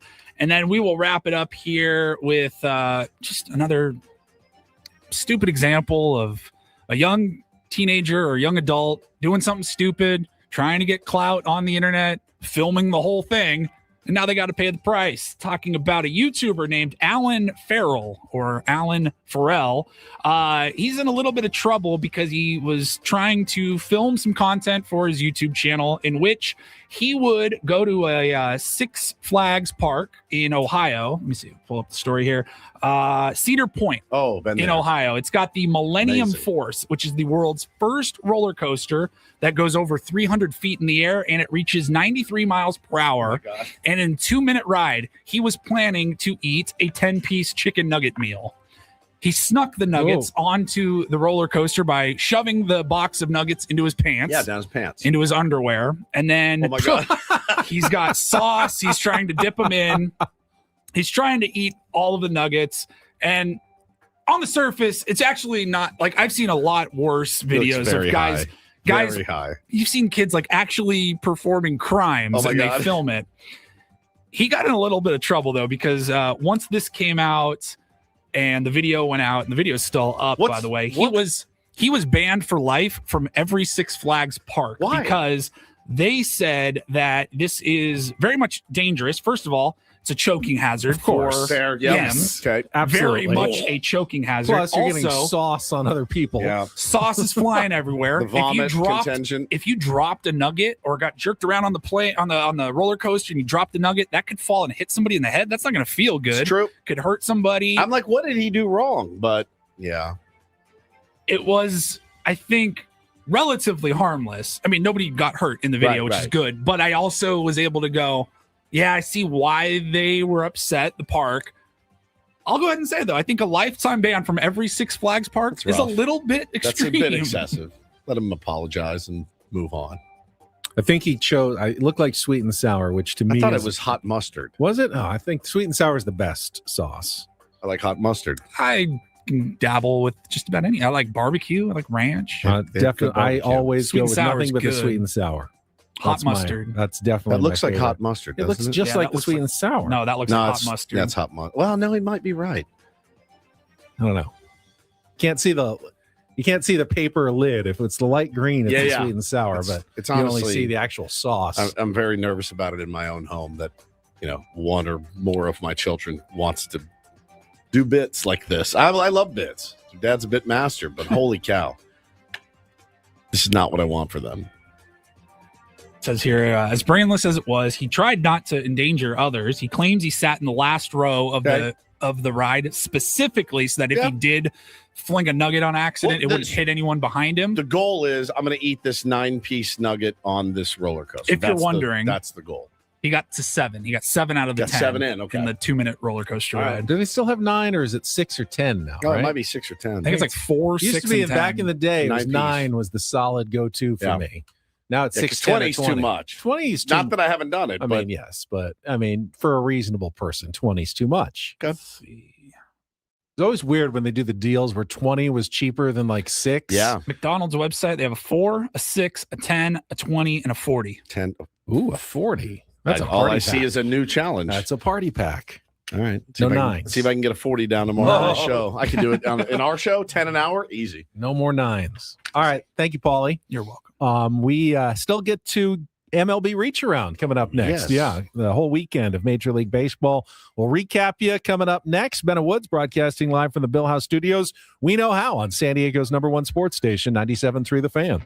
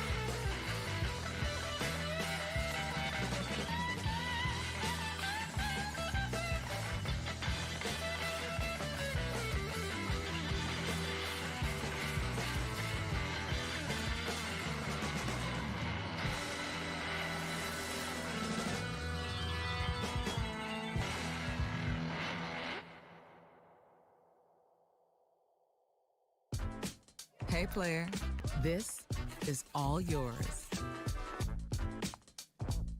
This room with this view. This speakeasy with this cocktail. Hey, could you make that too? The spa with this. Ah. And this pool on this roof. This is all for you. The all-new Hamul Casino Resort, now open.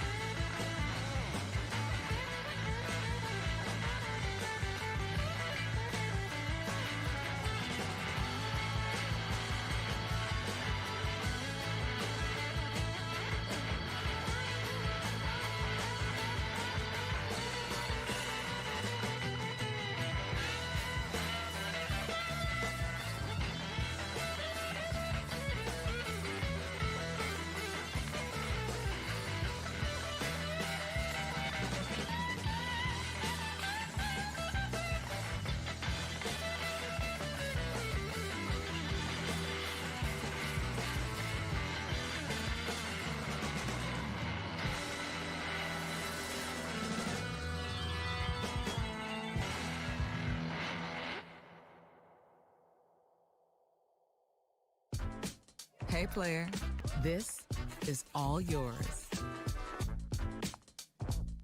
This room with this view. This speakeasy with this cocktail. Hey, could you make that too? The spa with this. Ah. And this pool on this roof. This is all for you. The all-new Hamul Casino Resort, now open.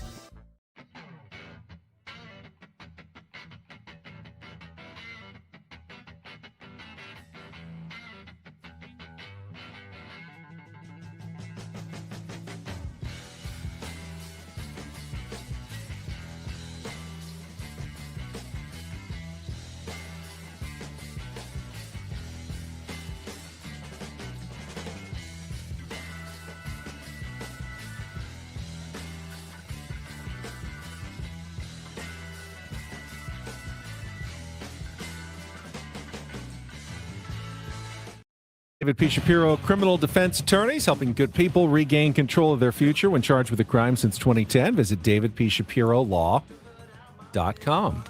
Take a look at what's happened to the rest of Major League Baseball over the weekend. Paulie, our MLB reach around.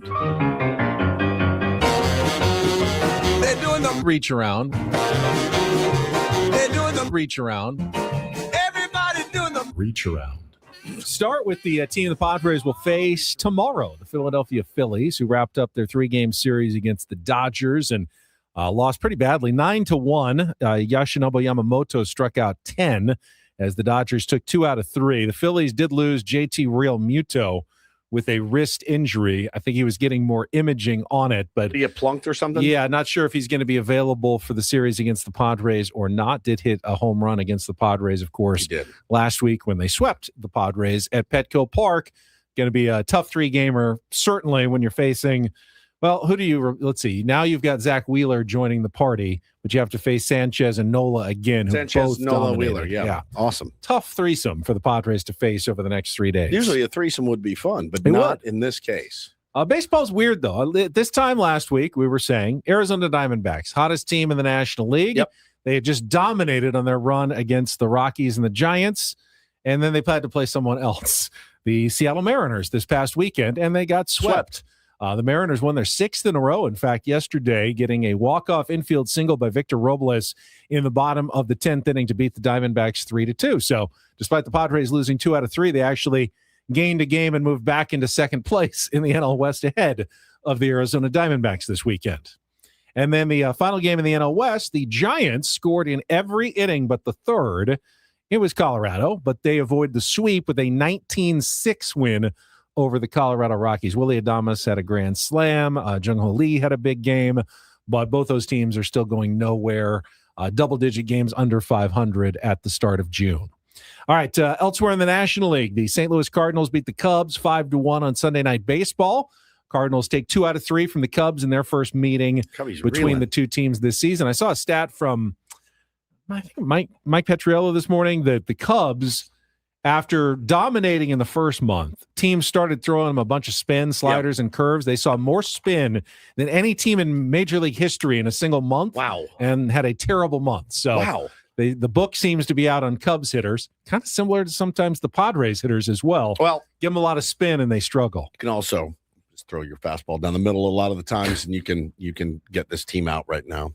The Cincinnati Reds avoided a sweep as they beat the Braves 6-4. What's interesting about that is Cincinnati's win keeps every NL Central team above 500. So that division continues. Now, 2 months in, every team with a winning record, top to bottom, it's crazy in the National League Central. That includes the Pittsburgh Pirates, who completed a sweep of the Minnesota Twins 9-3. Braxton Ashcraft, who in some ways has been better than Paul Skeens this year, has been better struck than Paul out Skeens. 11 in leading the Pirates to the victory yesterday. The Mets got a Juan Soto grand slam, and they're starting to stabilize a little bit. They completed a sweep of the Marlins with a 10-1 win yesterday.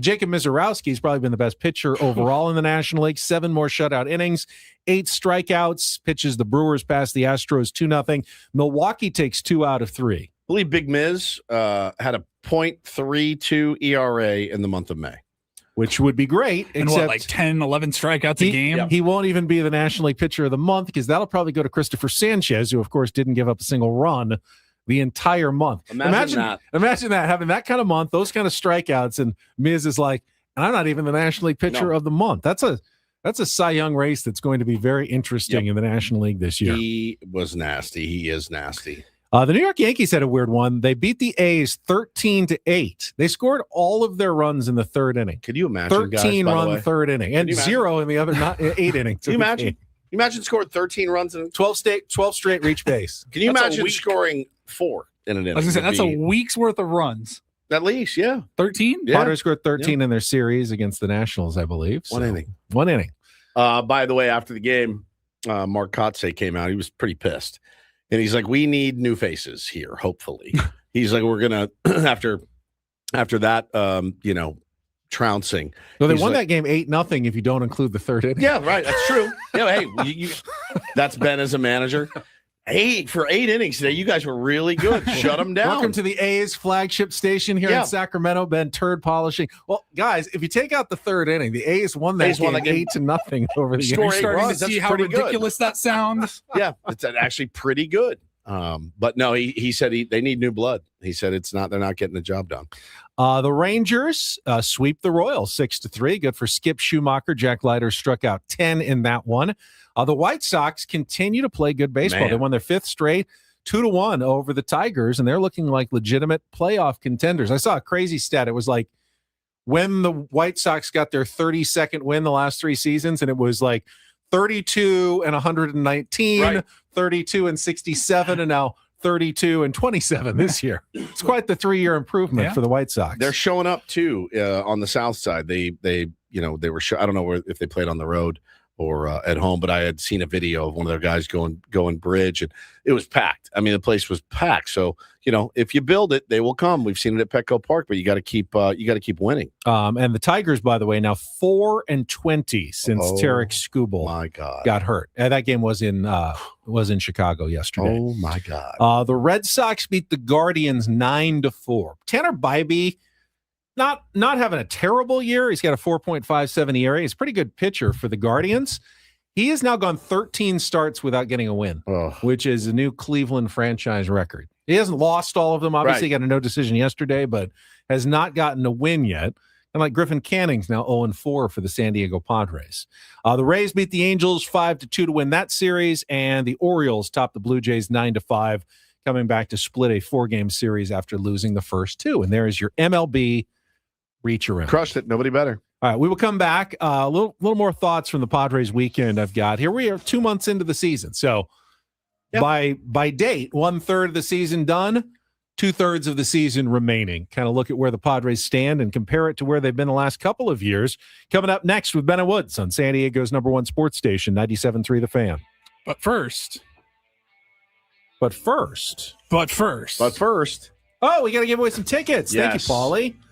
But first. I'm very bad about that. Yeah, we got Padres Mets tickets. If you want to start dialing right now, Paulie's locked the lines, but he's going to unlock them momentarily. We're going to take the 5th caller, 833-288-0973. Here's what you're going to win. A pair of tickets to Friday's game against the Mets. Homestand opener every Friday.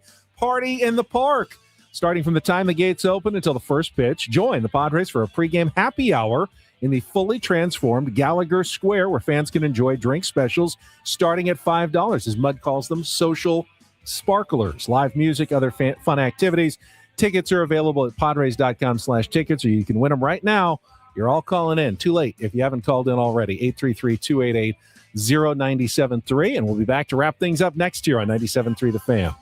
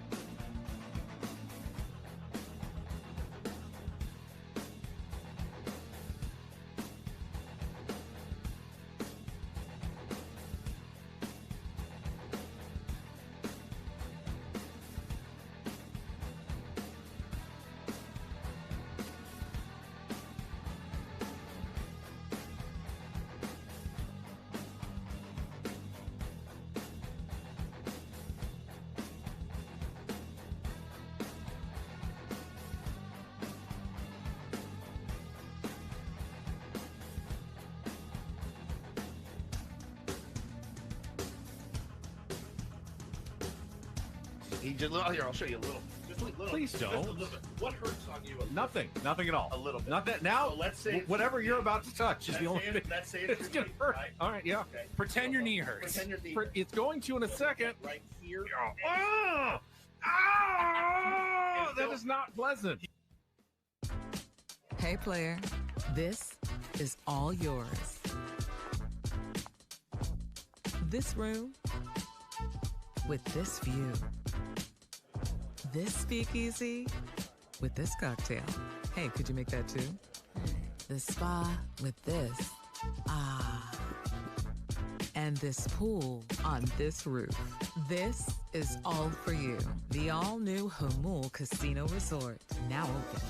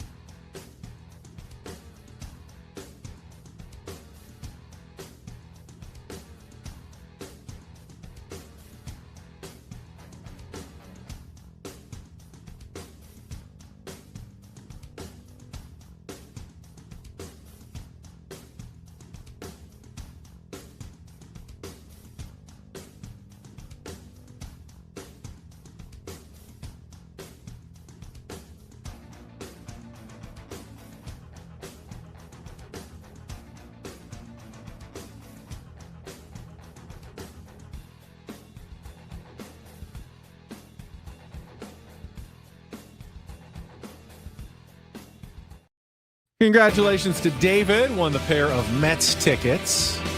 I'd like to say he's fastest on the dial, but when Paulie locks the phones, it just becomes a very random, like if you just happen to be in at the right time and It get to be evens the, it out for the everybody. fifth call. It does. So people don't really have an advantage. Try to make it as fair as possible. I know everyone's always going to complain.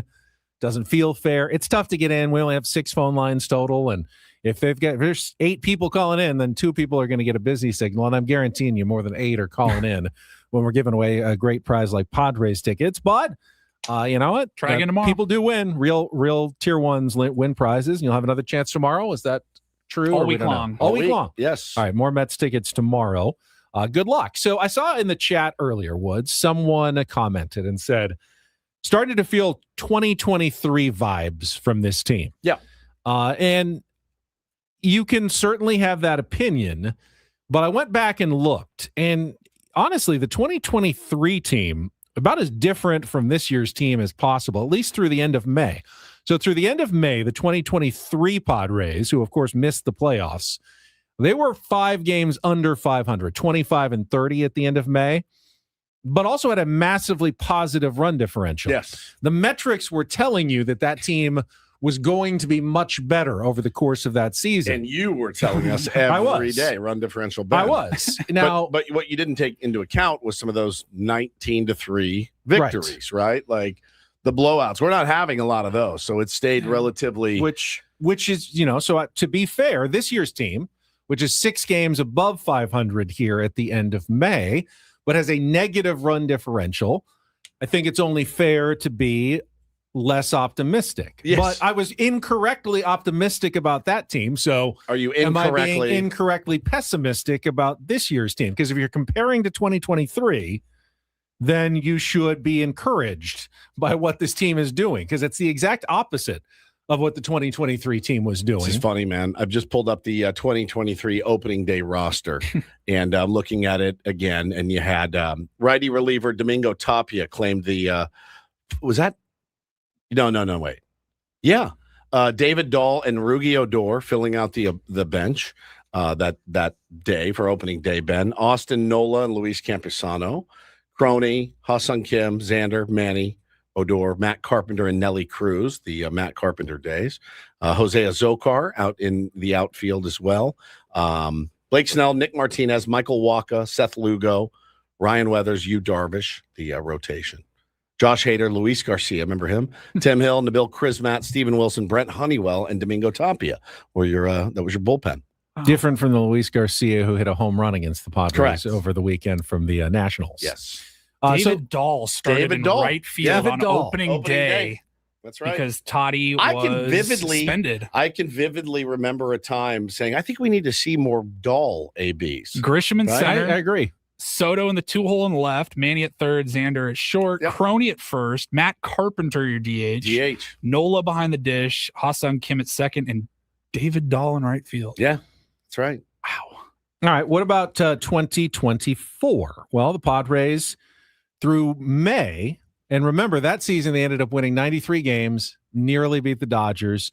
Through the end of May, Padres were 31-29. Just 2 games above 500. All right. So actually behind the pace where they are this year.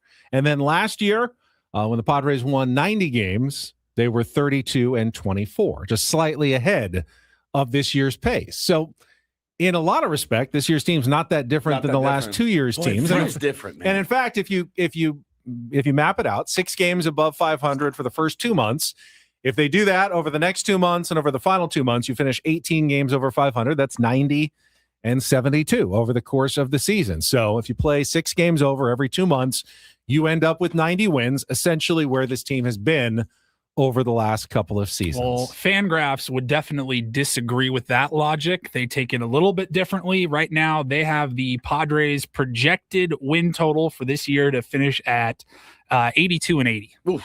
Yeah. So, I mean, but again, like I was optimistic in 2023 and everyone hammered me for it. Yeah. You know, if you're being pessimistic now, Paulie, that's no different than being optimistic in 2023.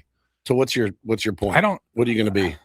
I'm not comparing. I believe call me out. I'm not comparing this year to 2023. I'm comparing it more to last year, in which they rode a hot streak in the first month. I believe in the numbers. So right now, I'm kind of pessimistic. This is closer to a 500 team.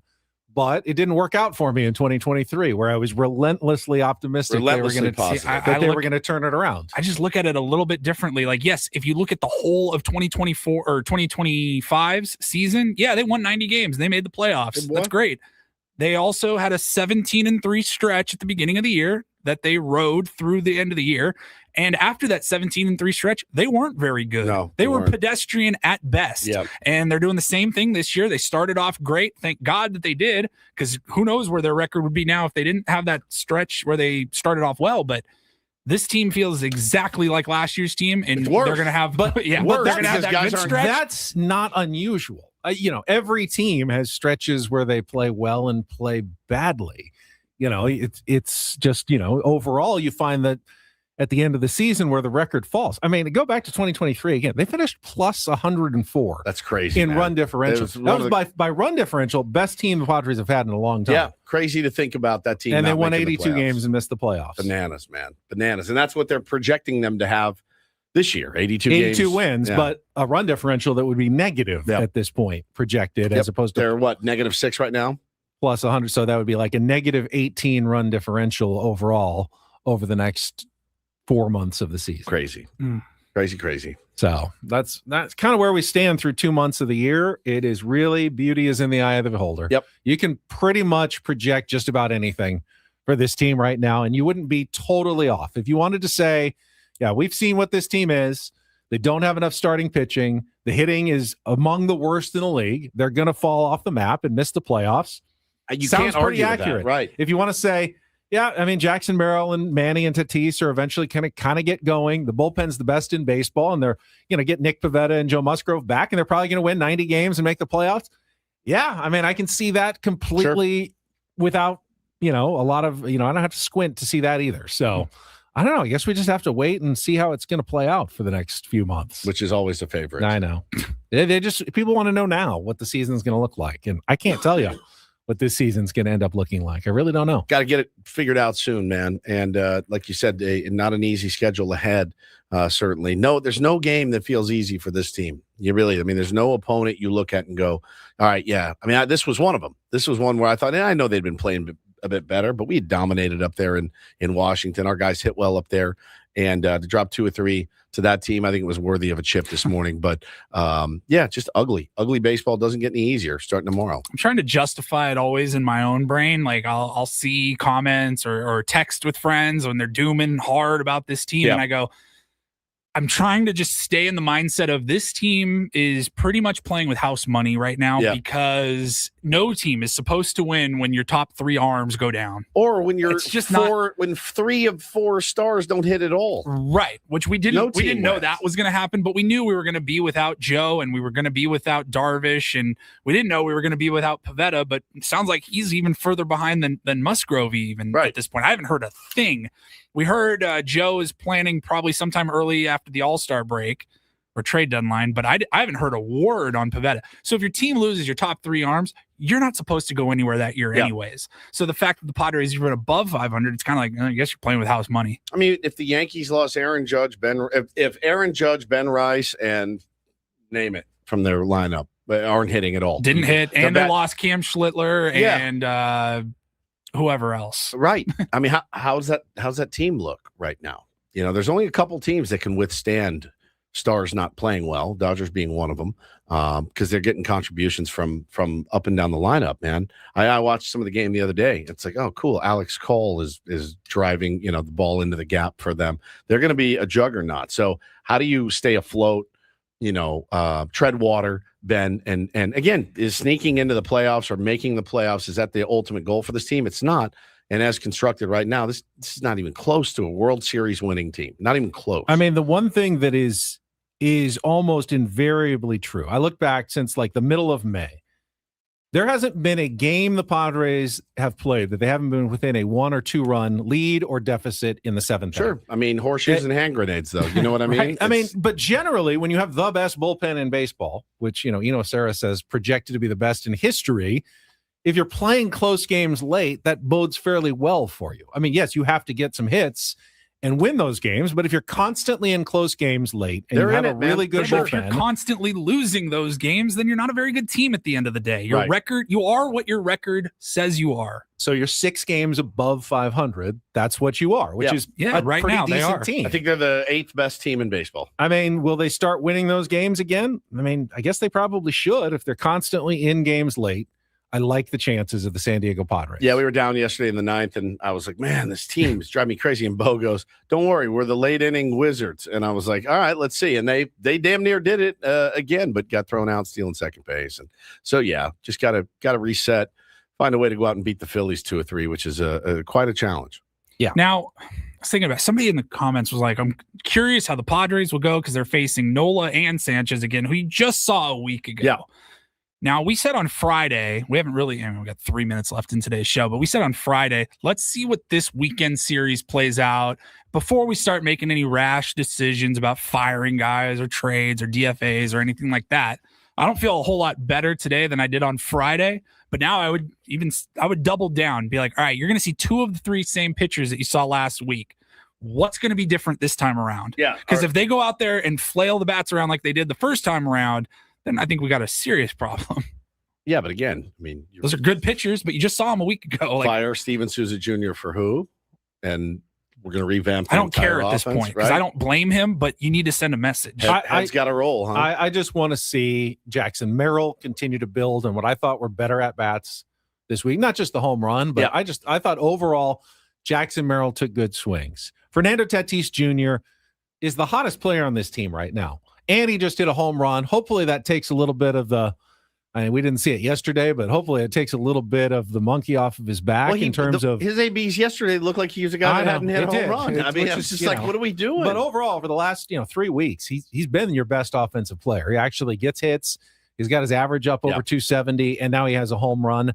Manny turned on that one. You keep thinking, Manny, maybe he's about to get hot, and then doesn't happen. But I would like to see those guys continue to build on some of the good things that we saw. Because if they do, Padres will be fine. Sure. They will be fine. If they don't, this will continue to be a struggle until they do. Yep. So that's kind of where we stand. We'll talk more about it tomorrow. Jesse will join us from Philadelphia for the Incorporator on a Tuesday at 8:35. All guests on Ben Woods appear on the SDCCU fan hotline. It's not big bank banking. It is better. And I know Paulie's going to try to set up our friend John Marks from Philadelphia. Love Johnny. As well. Get his thoughts on what's going on. We just like talking to him when we get the opportunity. Absolutely. Let's spin it. One time? One time. We've got 2 minutes left in the show. Yep. One spin of the topic wheel to finish things out. Let's see what we get.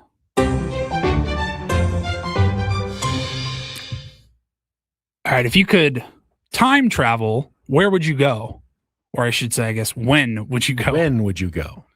If I could time travel, I guess, does that mean forward or backward? Yes. Would you rather, all right, let's start there. Would you rather go forward in time or back in time? Backward. Forward. Backwards.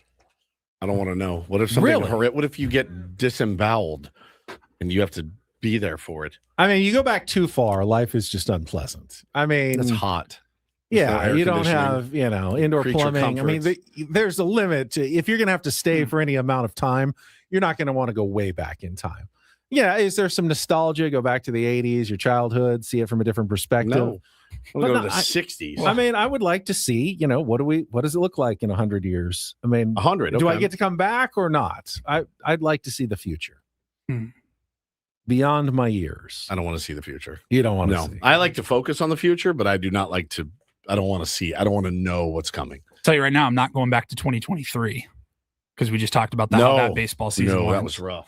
Would I want to go back? I mean, I certainly wouldn't want to go back to like the 1500s. I can't think of anything I'd want to do then. No.